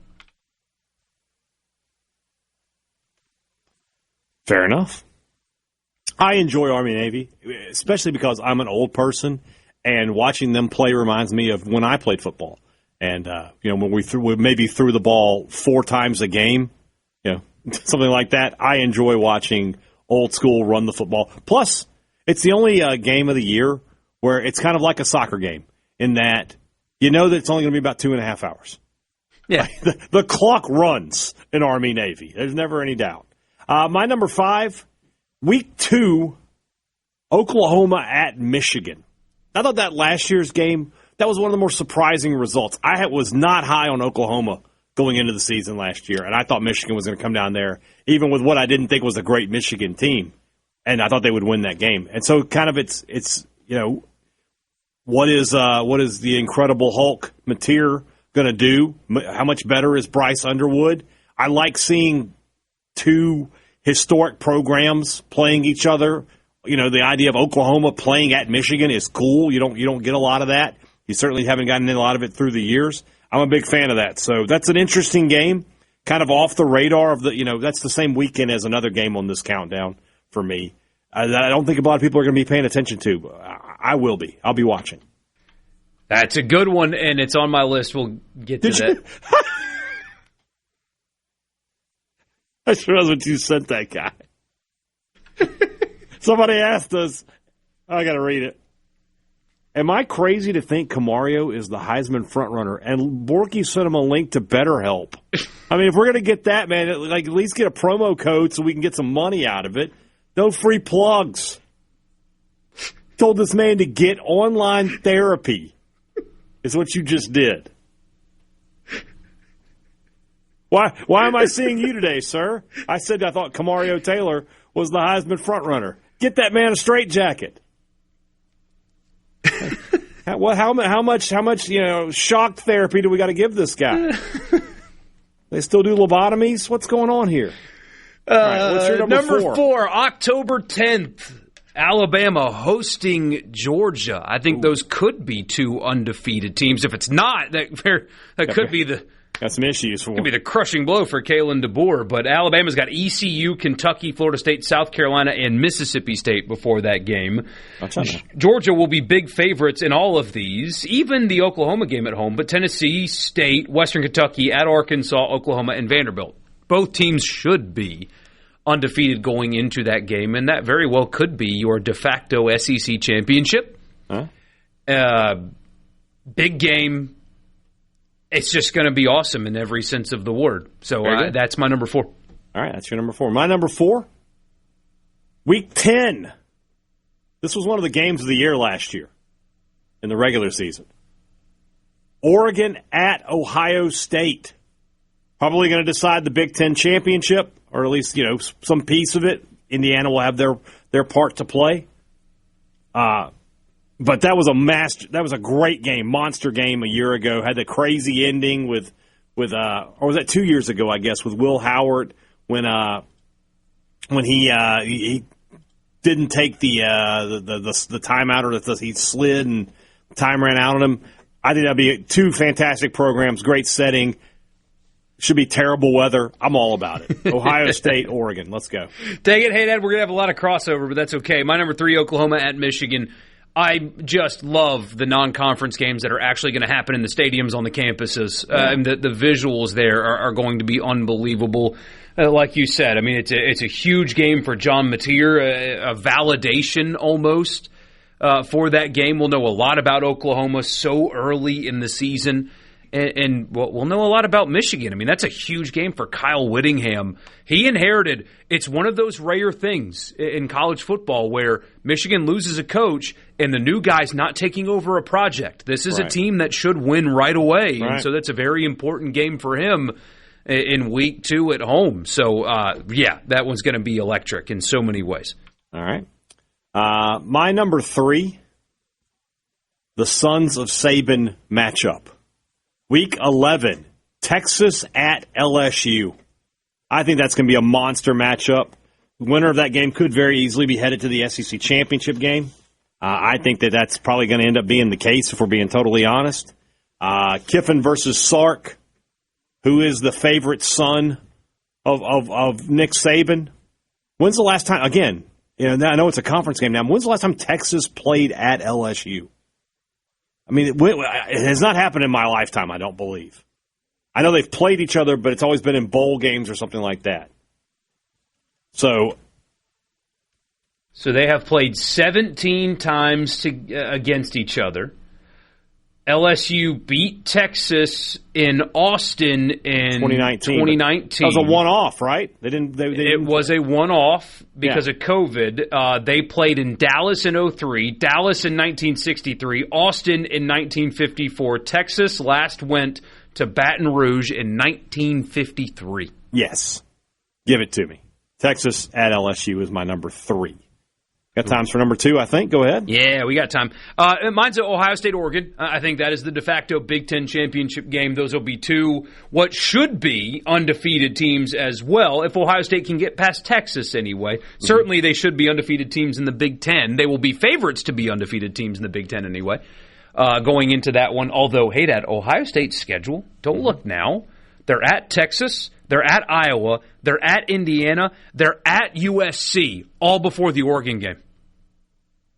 That is tough for the Buckeyes. And they still have a game at Nebraska before they play Michigan. In terms of scheduling, Ohio State's got a brutal road. They're good enough to navigate that. That game against Oregon is going to be absolutely nuts. All right. My number 2, probably outside of Ole Miss LSU, the most anticipated game of the season, and that's Ohio State at Texas in week 2. Last year, that was a really weird game. Like, low scoring. I thought, going in, I thought, okay, Sayan and Manning, they're going to be throwing bombs all over the field, and it just wasn't that way. Well, it should be that way this year. Got 2 elite wide receivers in Cam Coleman for Texas and Jeremiah Smith for Ohio State. This should be a much better game than it was a year ago. I think it's going to be awesome. I'm really looking forward to watching it. That's a game where State's off, so I'll be at home, so I can just sit and watch college football. That will definitely be a must-see TV kind of game for me. So Texas, Ohio State. I mean, it could very easily be number 1 versus number 2. when we start the season. So, Ohio State at Texas, that's my number 2. I'm going to make a guess that that's your number 1. We'll find out. We'll find out when we come back. Mine is a little different. I went a little historical. Okay. I went with one of my favorite rivalry games, and I think there's some excitement to it. So we'll talk about that when we come back. Gentile Apparel is the official apparel provider of Sports Talk Mississippi. Doesn't matter the day of the week. Doesn't matter the temperature outside. Michael Borkey's going to be wearing a cool, crisp, and comfortable Gentile pullover or hoodie. I, of course, am wearing one of my Gentile polos, which means that you can get them in big guy sizes. Check out the collegiate collection, gentileapparel.com. Get ready for football season with Gentile Apparel. We'll be back in just a minute here on Sports Talk Mississippi. Place for crazy people. If it's sports in Mississippi, you'll hear about it here. Sports Talk Mississippi on SuperTalk Mississippi.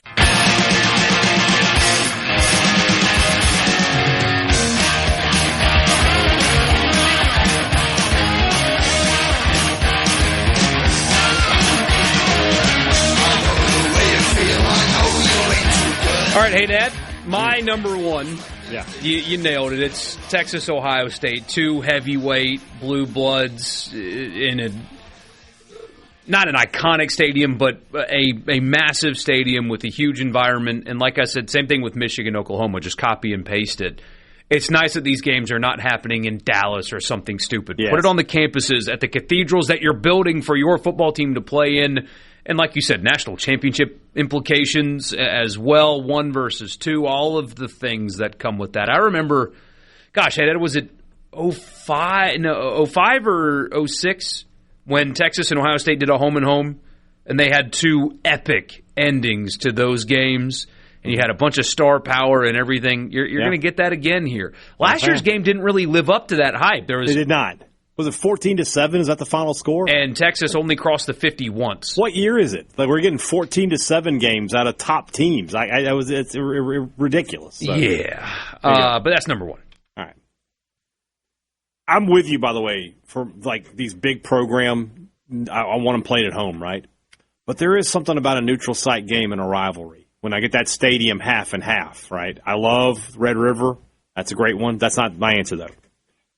Because I've been saying for the past few weeks that I think the most improved team in the SEC this year is going to be Florida, my number 1 is the world's largest outdoor cocktail party between the Georgia Bulldogs and the Florida Gators, because I think Florida really could mess up Georgia's season. I think Florida is going to be really good. I believe in John Sumrall. I think that guy is a winner. I think he's going to have Florida on the periphery of the playoff discussion this year and probably all the way in it next year. And I'm excited about the Sumrall-Smart rivalry that's going to be a thing, because Smart likes to talk, and from what I can tell from Sumrall, he likes to have some words too. This is round 1 of that. And look, he may not get the win this time around, but I think that's going to be – it's just going to be good. You have the whole, college football is better when this team is good. And I know we're in the SEC, and we probably shouldn't say this, but I do believe it. College football is better when Florida is good.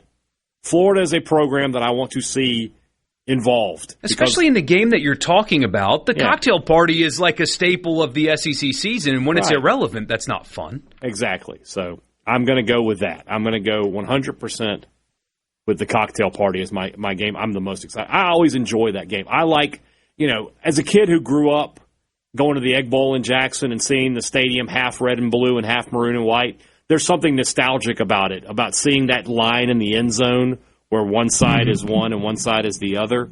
There's something about that still brings out the kid in me. Like I said, I like the Texas Oklahoma game as well. They have the same setup. Something about it just appeals to me. I don't hate that pick. There you go.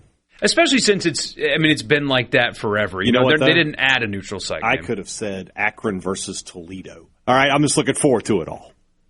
Even Akron-Toledo? No, maybe not. Did you know that Akron plays UNLV this year? We get Moorhead versus Mullen. Oh, no. Round 2. Oh, no. I'm going to beat him again. Just going to let you know. That's going to be another win for the old Mulliner. I was asked about this on the podcast last night about should things go south for Lebby, which direction would State go? And I said, I have no idea about university leadership. I don't know what they would want, if his exit is still sour. I don't know. But I know the fan base. If UNLV wins 9 or 10 games again this year, there will be one candidate that the fan base will want. You better call him. You better call him. But we'll see if that happens. Yeah, well. My phone's always, always going. I mean, the offense is still cooking. It's not like a Hugh Freeze situation where the offense stopped scoring when Auburn hired him. He's still putting up points and doing those kind of things. 10-4 last year, 6-2 in the conference at UNLV. State just tweeted out some screenshots of the EA college football game from Mississippi State. Every one of them with the interlocking MSU helmet. So is that game over? We may have won this battle. The war may finally be over. Well, there's another war to fight: the tops, the jerseys. Start fighting that war too. Can I come home and be with my dearest wife? Before I engage in another battle, I shall return home to you. I mean, I'm not asking this sarcastically. How responsible for that will you feel? Oh, no. I feel like you started a movement within the fan base. I wouldn't say that. Because you're being humble. But I do think without you talking about it as much as you talked about it, there would not be as much pressure. I played my part. I'll just say that. Good. And when they run out of the tunnel wearing that helmet, yeah. I'm not hope saying you feel a little something. I'm not saying I deserve a statue, but maybe a bust. Heck yeah. Just my head. Or, in the press box at least, the Brian Hadad seat. Like a special plaque where nobody's allowed to sit there except for you. Well, we already have 50. that. I mean, you have that already. You have assigned seats. Yeah, but permanently, this is, hey, you get to walk in there and choose on your own. This is my seat. And they put a little plaque there where you're treated differently than everybody else. Maybe. I know people at State are listening. That's the least you guys could do. Good stuff, though. That helmet rocks. College football fix when we come back. Sports Talk Mississippi. Don't go anywhere.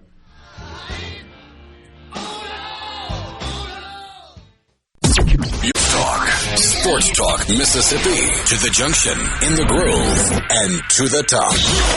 Sports Talk Mississippi on Super Talk Mississippi.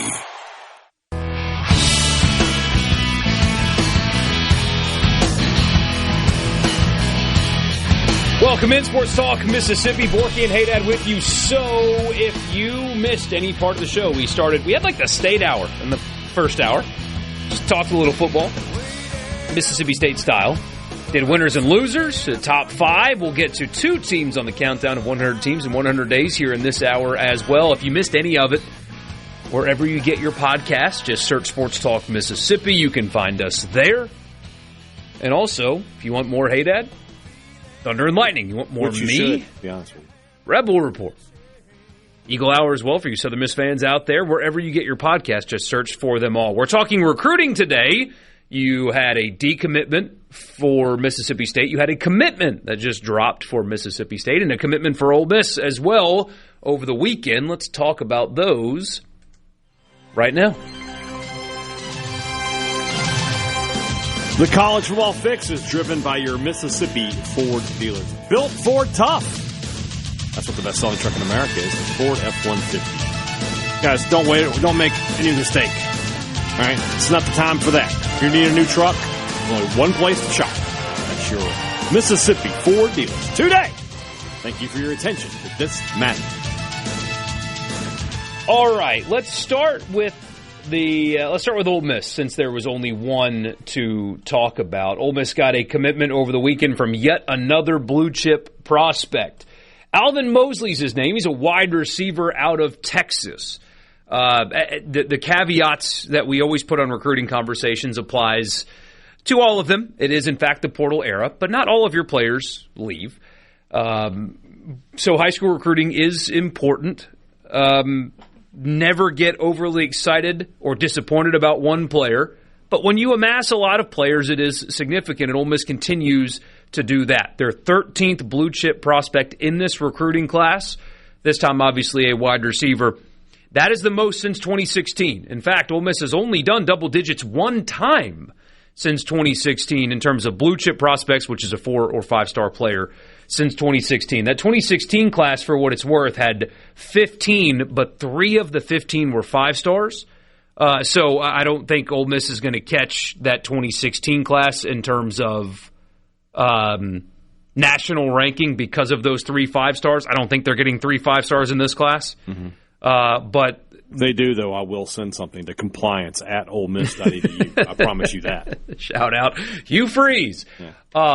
But Pete Golding and staff, I mean, they're keeping the recruiting apparatus. They're improving on the recruiting apparatus. Mm-hmm. From a high school standpoint, I mean, as much as I keep up with Ole Miss recruiting, it appears that it's on a higher plane this year than it has been in the past couple of years. If they did not add another player, it would be the best recruiting class that they have signed since Lane Kiffin arrived in 2020. There you go. So if they don't add another player.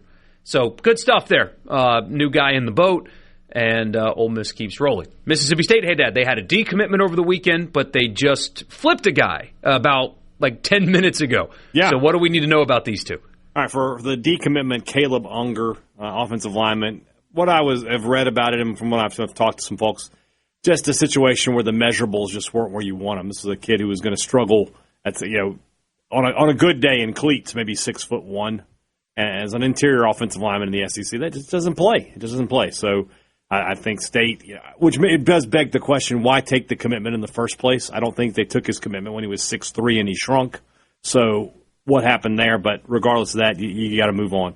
But could it be that they have possibly somebody that they think they're about to get? And possibly. So. You never know. And then like you said moments ago, Tupelo linebacker Devontae Brewer has flipped to Mississippi State. I actually got some word that was going to happen earlier, but I'm not one of those that's going to spoil a kid's announcement by any stretch. That said, we will have an interview with him on the Thunder and Lightning podcast. I'll be interviewing him tomorrow, so you can talk to him. I'm interested to talk to him. I've never spoken. I don't think I've ever done a recruit interview before. I'm interested to see, what I'm allowed to get away with on that one.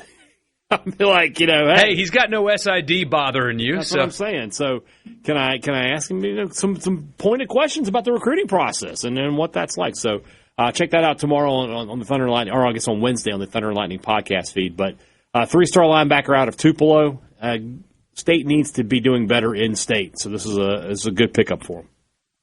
And on that note, recruiting, I mean, we bring it up often. We talked about it last week, so we don't need to relitigate that conversation. But, would you say that it can and needs to be better, but also, go win 8 games and it will be? I mean, is that kind of an oversimplification of how recruiting can go here? Yes and no. Yes. On the surface, if they have a great season, you would think that would improve your recruiting efforts. But at the same time, I don't know. I don't think this is a great recruiting staff. I'll just say that. So it could be a situation where they win more games and nothing really changes. But at the same time, with State, the last couple of years, we've kind of seen that they like to play the late game, and that's something different for Mississippi State. But last year they did it with Womack and Nickerson, a couple other guys from out of state. Maybe they could do the same thing again and come in late with a big offer to a guy who's like Mitchell Turner, who just committed to Ole Miss, or to Caden Moss, who just committed to Ohio State. I don't know if that strategy will work, and it certainly won't work if State isn't a good football team. So I don't think the Moss recruitment is over. I'm sure it's not. I don't think it's over. That was a lot of fun this weekend, though, keeping up with all that. The rumor mill. Just working overtime, people tweeting all sorts of memes. It was great. This is a blanket statement because, again, I as we said Friday, I have no idea what's true and what's not in terms of his recruitment, so I'm not going to speak on it as if I know because I do not know. Right. So I'm not going to do it. You don't have to tweet. And State fans, you might recognize this reference. You don't have to post on Instagram. Sometimes you just don't have to go online and say stuff. And hand up, I do it too. Yeah. I'm guilty of it, so I'm speaking to myself here also. We tweet too much. We post on Instagram too much. We do too much online. Yeah. Sometimes you just don't have to. Like Joker gifts, you just don't have to do that. You know, you just don't have to do that. I've forgotten about that. That's still funny. It happened this weekend again. Oh, there was another one? There's another one. Oh, you just don't have to do those things. It's just better if you don't. We don't learn from our mistakes, guys. No. Just log off sometimes. Yeah. So, College Football Fix, driven by Ford, your local Mississippi Ford dealer. If you are making news this time of year, it is either recruiting or it's bad. So, at least we have recruiting. Yeah, I'd rather be recruiting, as opposed to something a little bit more sinister. Or you're at the Manning Passing Academy. Or you're at the Manning Passing Academy, making big headlines. I don't know. I was surprised that you came out so strong against that. I'm consistent. It's the same thing with, Trinidad looked great at the Manning Passing Academy. Why aren't you talking about this? It's because it's meaningless. It doesn't matter. That's why. What I would argue is, we'll go back to it. Two things can be true. Totally meaningless for Ole Miss, right? Ole Miss is a preseason top 15 team. They have a great roster. Trinidad Chambliss is a potential All-SEC and All-American quarterback. They're coming off of college football appearance, college football playoff appearance. Good news is not withering on the vine up there at Ole Miss. At State, State needs good news. They need positive publicity. They need people talking about their program in positive ways. And they did get that. And they got that. So they needed that. Today. Let me read you this quote here. I think there's a lot of non-ball knowers in the college football media space, is what I've learned. Well, there's definitely some of that. So let me read you this quote here. This is from Cooper Patanga. We've had him on the show a few times before from CBS Sports, right? Did 6 questions about the Manning Passing Academy. Who made you look up from your notebook? Kamario Taylor, and I'm not sure there's a close second. At 6'4" and 230 pounds, the former top 100 prospect from Macon, Mississippi, is a unique athletic specimen, one of the highest-ranked Mississippi State signees of the modern era. Taylor's a fluid athlete with explosive arm strength that was superior to every other passer in attendance. That's great news for Mississippi State. That's something Mississippi State fans can be excited about. And yes, you're correct. But we already knew that. Well, yeah, but the average Auburn, Georgia, LSU fan did not know that. And if they're reading that, they go, wait a minute, they got who? What is that? Who is this guy? The Georgia fans might be like, is that the guy who was running all over us in the second half? Something like that. Bless you. Goodness. That came out of nowhere. I hate that. Gosh, I was cutting the grass this weekend. Oh, man. I was just, my stomach hurts. Like I did ab workouts as if I have those. And because I was just constantly sneezing while cutting the grass. So I'm calling this a day here. Goodness gracious. You doing all right? You good? Yeah, I think so. Just out of nowhere. That's why I keep them handy. Get those honey lemons working. Timmy says the college football national media has nothing else to talk about either. They're inventing stories themselves. I saw some of that not related to the Manning Passing Academy. You've got some of that going on where people are putting out record predictions for the sole reason just to generate reaction, and I hate that part of the offseason. Well, actually, I think this team's going to go 4-8, and it's like a playoff contender. It's like, come on, guys. Yeah, you're pulling a Desmond Howard, Pittsburgh's going to make the college football playoff thing right now. Correct. Is what you're doing. We've got 2 teams to get to. We do. We will do the first one, first of 2, when we come back. Sports Talk Mississippi. Stick with us.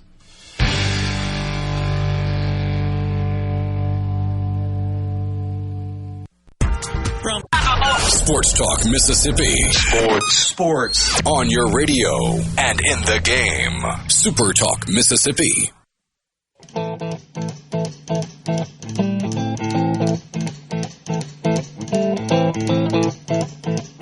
Rumors spreading round in that Texas town. About to shack outside the game. And you know what I'm talking about.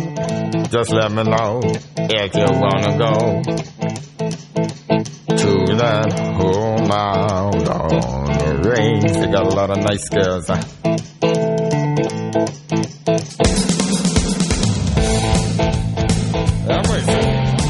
We've got 2 teams to get to on the countdown of 100 teams in 100 days. If you can believe it, we will be doing the 50s later this week. 50!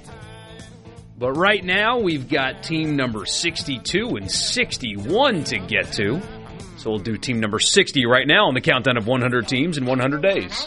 S-E-A-N-A-N-A-S this day is bananas. 100 teams in 100 days. Okay, ready? 3, 2, 1, go! It's the final countdown. We go to the birthplace of college football for team number 62 on the countdown of 100 teams in 100 days. Piscataway, New Jersey. Rutgers out of the Big Ten.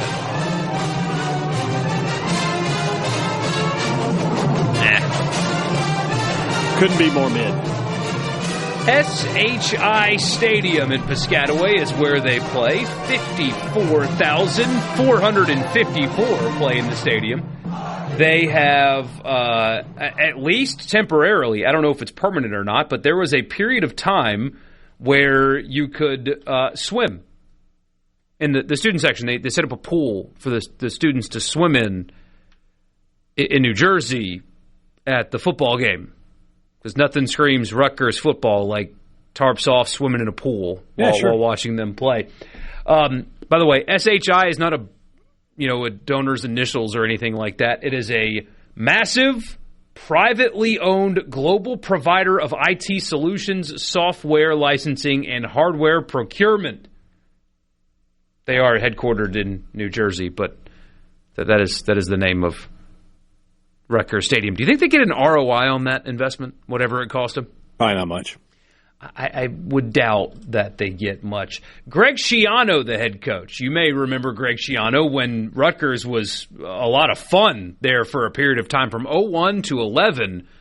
Rutgers was not in the center of the college football world, but they were a big player in college football at the time. I remember, I forget the kicker's name, but makes the game-winning field goal. I don't remember his name either, but yes. Points at the sky cam. Yeah. That was pretty electric, and he did a really good job at Rutgers when he was there the first time. Went 2-9 in year one, 1-11 in year two, but then they started winning a lot. From 2006 to 2011, they won 11, 8, 8, 9, 4, and then 9 games. And then he went off to the NFL, and his time in the NFL did not go particularly good with the Tampa Bay Buccaneers. Took a few years off, found himself at Ohio State as the defensive coordinator before jumping back on board with Rutgers. The second act, not as good as the first, at least so far. Went 3-6 in the COVID year. That was his year one in part two. 5-8, 4-8, 7-6, 7-6, and last year's 5-7. And kind of a mixed bag. Probably should have been better. They did beat Ohio to open the season. They beat Miami of Ohio in week 2. They beat Norfolk State. Quick, name that mascot. Oh, God, I know it, too. It's where Michael Vick coaches, right? I believe that is correct. Are they like the Trojans or something? Close. The Spartans. The Norfolk State Spartans. Then they lost to Iowa by 10. They lost at Minnesota by a field goal. They lost to Washington. Oregon beat them badly. They beat Purdue. They lost at Illinois. They beat Maryland. They lost at Ohio State. And lost to Penn State by 4. So they had an opportunity for that 5-7 to be a little bit better than what it was, but just kind of a ho-hum year for them last year. Now, if the college football video game is to be believed, Rutgers has some firepower offensively. They've had a handful of guys show up higher rated on this video game, especially offensively. We'll see if that translates to real life or not. They open with UMass before going to Boston College in week 2, then USC in week 3 at home, and then they host Howard. Name that mascot. The Bison. The Bison of Howard. Then they host Indiana before their off week. They have back-to-back road games at Maryland and at Northwestern's brand-new stadium. They host Michigan, go to Wisconsin, host Nebraska, go to Penn State in a newly renovated Beaver Stadium. And then they end the season with Michigan State. The transition to the Big Ten has gone well for their pocketbook. Probably just not the best football move for Rutgers, though. Yeah, but I mean, where were they before? The Big East? Yeah, I mean, I guess you could have tried to get in the ACC or something. What are you going to do? So, yeah, it is what it is with Rutgers. Just, I think Shiano's a good coach, but whatever magic he had before is kind of gone now. New Jersey, right? You would think. What are you thinking? You're thinking Italian. I know you are. But you're wrong. You're wrong. Seafood. No. We're going to Destination Dogs. A hot dog place. It's a hot dog and sausage. These are some big time sausages. This is sausage. This is a sausage emporium. You can get all sorts of sausages there. You can get the Rocky Balboa, an Italian sausage with cheesesteak, onions, peppers, cheese sauce, cherry pepper relish, and scallions on it. You can get the Oscar, which is named for Los Angeles, a chicken sausage with avocado and tomato and chipotle mayonnaise. You get the McDowell's. They have the Big Mac. We have the Big Mick. But it's an all-beef hot dog with cheese sauce, secret sauce, cabbage, onions, pickles, and sesame seeds. That's crazy. They have the Gandolfini, the Chicago Bull, the Andouille Armstrong, the Brat Star. And then you can go international with the Conquistadog, the Achilles Meal, the Bun Me. These are great names. The Hidden Dragon, the Charles Doggall, the Gladiator, Italian sausage, broccoli rabe, and provolone. So if you are a sausage, you can also build your own, and it's like the Waffle House hash browns of options here. You've got all these different options for sausage. You got a bunch of toppings. You can get 4 included. You get 2 condiments included, and then you could even upgrade it. You can get whatever you want on your dog at Destination Dog. So if you're ever in, by the way, Piscataway is only part of where the campus is. That's where the football stadium is. It's actually in New Brunswick. We're going to New Brunswick, New Jersey. If you're ever in New Brunswick, if you're up there on business, you know what kind of business I'm talking about. If you're up there with the Soprano crew, you're talking to Paulie Walnuts and Silvio. You decide we're going to stop by Destination Dogs. By the way, famous alum of Rutgers, James Gandolfini, Tony Soprano. How about that? There's a great commercial that they did where he's at like a Rutgers reunion. And this guy comes over and talks about how much of a fan he is of him, and he's like, and I think it's a great family thing. You can bring your kids, and Gandolfini kind of looks at him and goes, "So could I please get your autograph, Coach Schiano?" And he's sitting right next to Coach Schiano, and Gandolfini's like, "I can't take you anywhere." So anyway, if you're ever in New Brunswick for lunch or dinner, stop by Destination Dogs and tell them that Borkey and Hadad sent you. This place looks awesome, by the way. That sounded awesome. You can get a deep-fried, all-beef, bacon-wrapped hot dog. Oh. With your choice of, 4 toppings, 2 condiments, and then you can even add, you can get a bacon-wrapped hot dog and then add bacon, pepperoni, fried egg, cheese, put it on a pretzel bun. My God, I would walk out of there and just be like, all right, time to die. Apparently so. Like my cholesterol got higher just reading the menu, to be honest with you. What do you think Rutgers football? What do you think? I think of that kicker pointing at the sky cam. That's literally the first thing I think of. Played against a guy in high school that played quarterback at Rutgers. Chase Dodd was his name. He was pretty good. All right. Well. He was short. That's why he ended up at Rutgers. His numbers in high school and stuff were so much better than...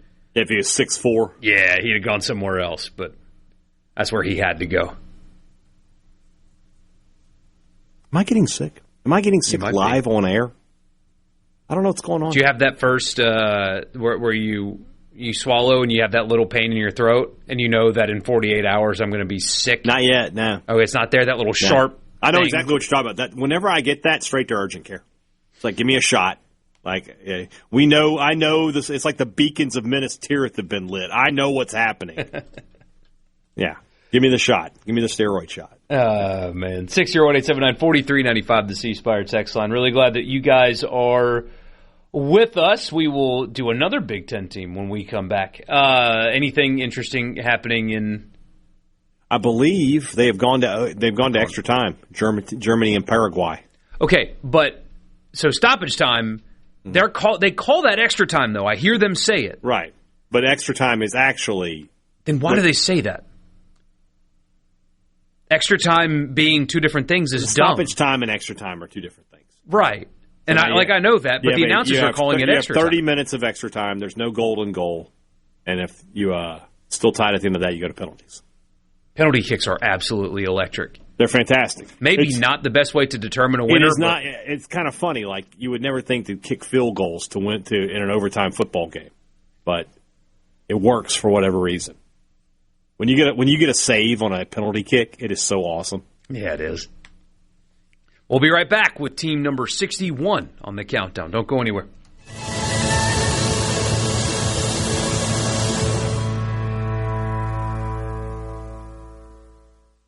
From the Sports Talk Mississippi. Sports Talk Mississippi. You know I love sports. On Super Talk Mississippi.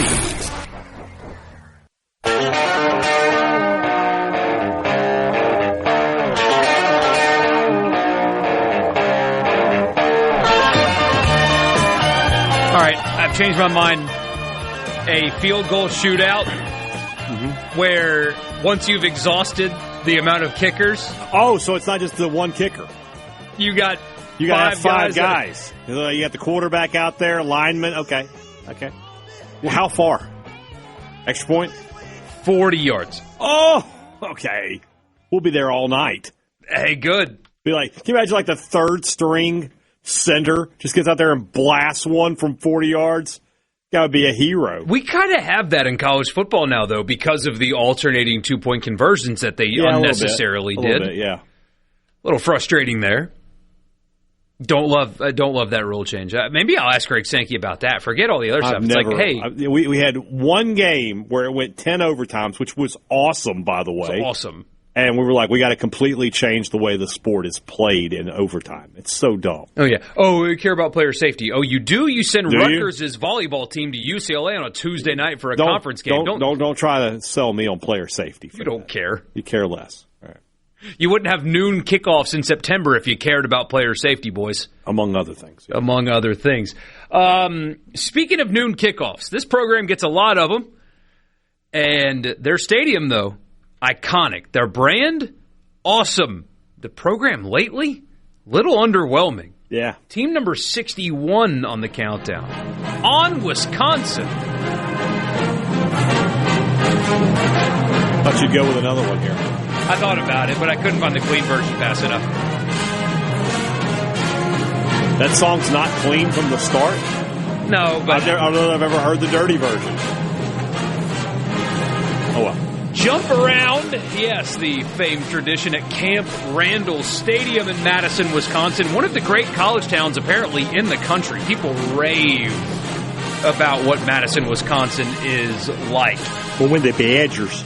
80,321. Again, one of, not the most iconic venue in the sport, but people know Camp Randall. They're familiar with Jump Around. Wisconsin, for a while, had a brand, and it was a good one. It was play defense, big offensive lineman, stud running back, and you're going to be miserable playing us for 4 quarters. And it didn't lead to national championships, but if they'd have just held on for a little while, they'd be a mainstay in the 12-team playoff. But they pivoted.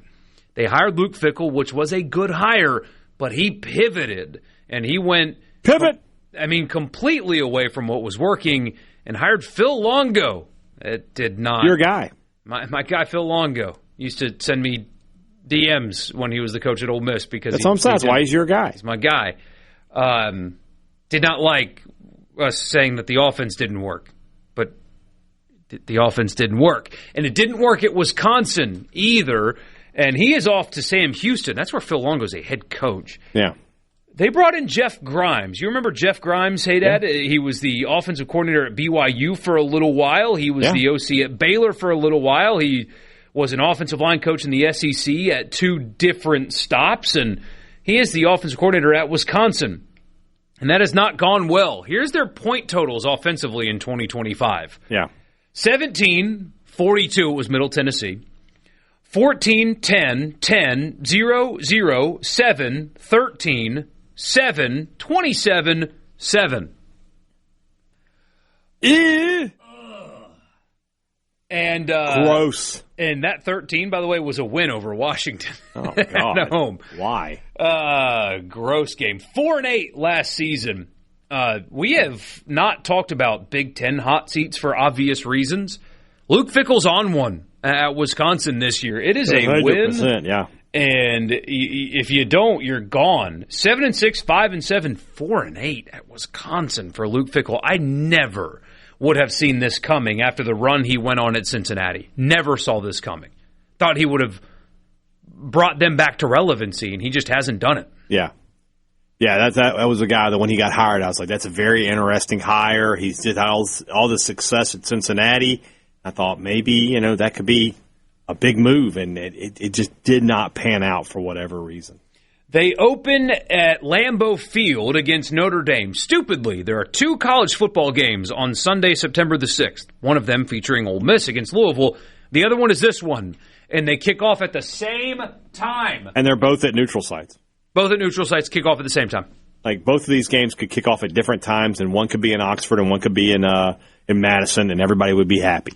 Like you say, and like people say all the time, the people in charge that make these decisions for college football don't actually care about college football. Correct. Because if they did, one of these would kick off at 4:30, one Eastern. One would kick off at 7:30, and that would be your Sunday, and it would be glorious, and both games would get massive ratings. Yeah. Instead, the NBC executives and the ABC executives are having a measuring contest, and they're both going to have a lesser ratings number than they would had they just separated the two. But, correct. Oh, well.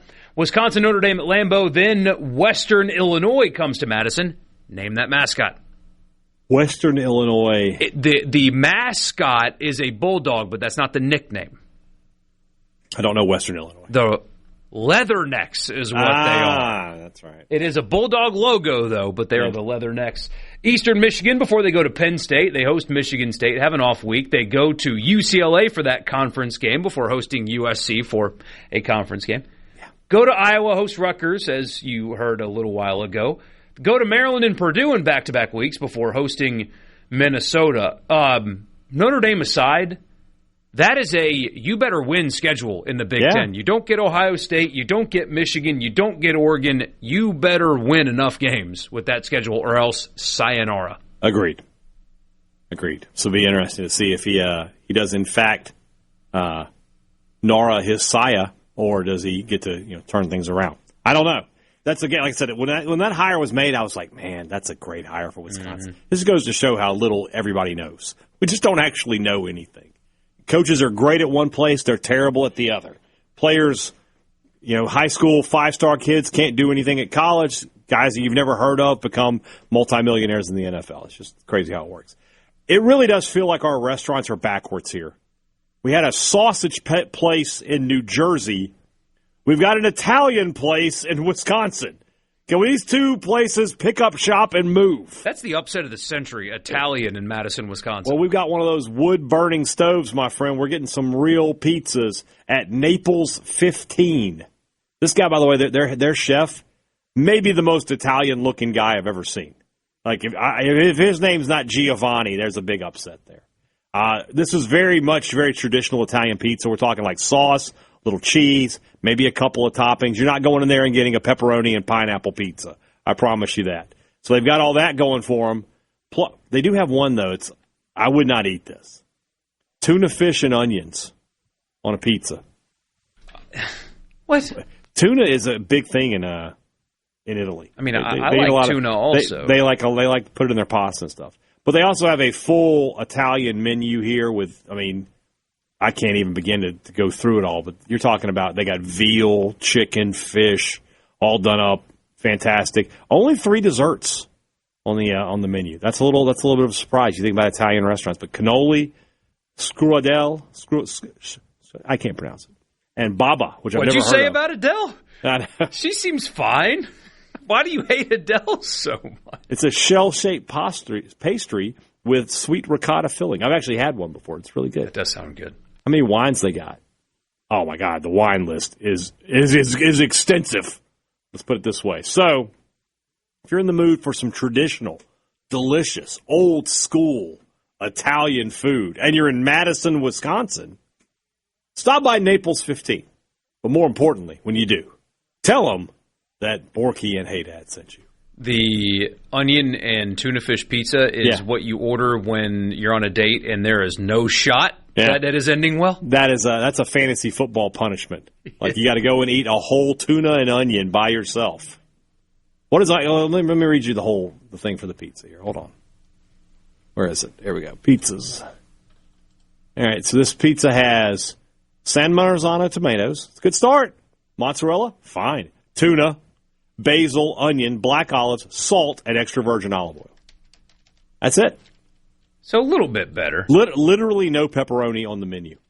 No pepperoni. They do have a hot salami pizza. That's the second pizza place that's had that, by the way. Yeah, hot salami pizza. They got salami, which I like, but they do have a sausage pizza with Master Green. What is Master Green? I don't know. Let's Google it. Well, it gives me it's a Kirby thing, so I don't know. Master Green is a really bad cover artist of Master P. So if you look for Master Green vegetable, which is funny, by the way, you get mustard greens. I can't imagine it's mustard greens on a pizza. That doesn't sound good at all. Not at all. But you're right. It says it's crazy how Wisconsin has fallen. Starting with 2005, from 05 to 19, they would have made the college football playoff had it been a 12-team. 1, 2, 3, 4, 5, 6, 7, 8, 9, 10 times. 10 times they would have made it. Yeah. Should have stuck with what worked. Yep. Germany has scored, but I think that's coming back on VAR. Ooh. Close game, though. Pretty encouraging for the United States to see a team they beat up on control Germany, or not control Germany, but play with Decision Germany. Decision is red card. No, it's not. We'll be back in just a bit. Sports Talk Mississippi. We will wrap the show up with you next Fast Monday. Glad you guys are here.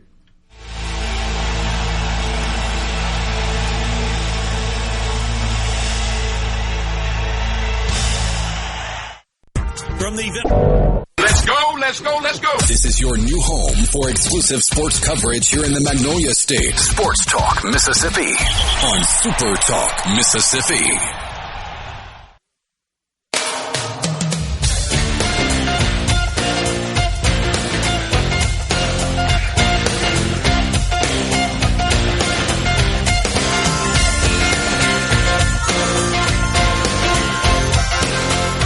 But the referee said 9. So Germany scored. Germany VAR scored. Said no. One of the German players basically got in front of the goalie and shoulder checked him into the ground on a corner kick. So can't do that. You cannot do that. So still 1-1.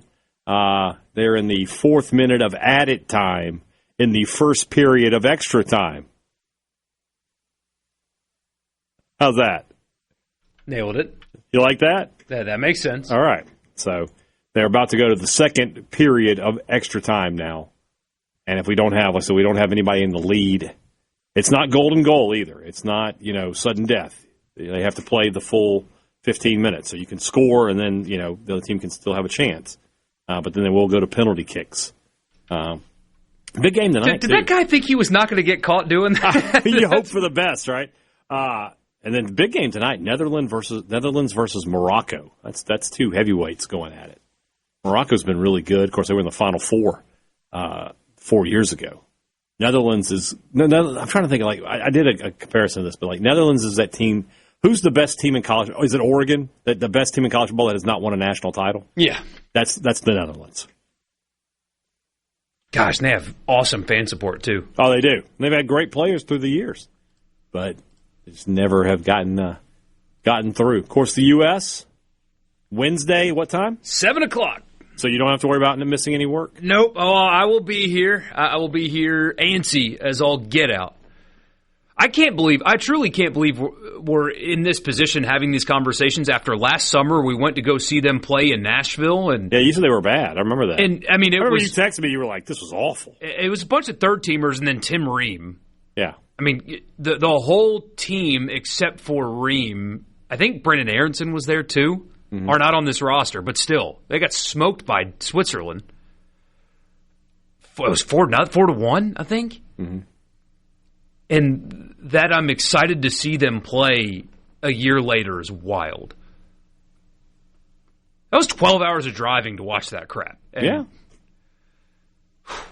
At least you got to go to Buc-ee's. Sports is such a gamble. By the way, next time we're up in that area, we instead of Buc-ee's, we got to go to Dolly Parton's. Have you seen that? You seen she's opened a Buc-ee's alternative where you can go and get a cup of ambition. You can get a coffee. Oh, yeah? It's called a cup of ambition. Will she be there? I doubt it. You never know. I guess she could be there. Hey y'all, that's Paula Dean. Never mind. That was not. Yeah, she's kind of like that. Yeah, there's some similarities there, but yeah. Michael in the text line says, "My beautiful, wonderful, loving daughter, who's graduating from nursing school in Oxford at the end of July, set her wedding for September 6th at 5:30 p.m. this year." Not ideal. Come on, man. Did she, though, do it on a Sunday in anticipation of avoiding football and then kind of got screwed? Because that's that game's been on Sunday for a while, though.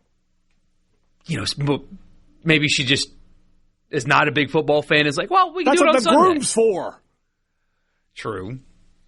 But at least the ceremony and all the pictures are done before kickoff. Yeah. I mean, you can have ceremony done, pictures done, and dad-daughter dance done before kickoff if you do it the right way. What time is kickoff? 6:30. Hold on. You think you can get the wedding and everything done in an hour? Oh, well, it depends on the... I've been to wedding ceremonies that take 10 minutes. I have, too. Mine was one of them. But, boom. So everything else took a while afterwards. 5:30 to 5:40, wedding. There's no way. 5:40 to 6, pictures. Graduating from nursing school in Oxford, this is a family that has some means. This is going to be a big deal wedding. Just make daddy-daughter dance first, and you can get out of there and go find a screen. And Good luck, honey. I always believed in you. Daddy loves you. Gotta go find a sports bar now. See ya.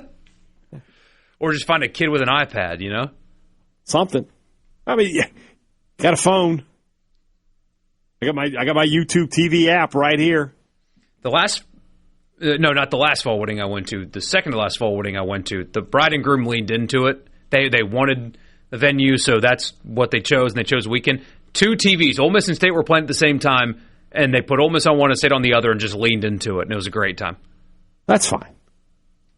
It's still not ideal. Not great. It's still not ideal, but it just kind of is what it is there, I guess, at that point. So, got an idea for Thursday's list, top 5 most patriotic things about college football. Or we just do top 5 most patriotic things. Yeah, that would be easier. The bald eagle. Well, save it for Thursday. We'll do that Thursday because we don't have Friday. That's right. Friday, no Sports Talk Mississippi. I'll be prepping food. I'll be working, and we will work. My grill's cleaned out tomorrow, starting at 3:00. Enjoy the rest of your night. Thank you for making our show part of your day from the Pearl River Resort Studio. We will be back tomorrow at 3. Good night.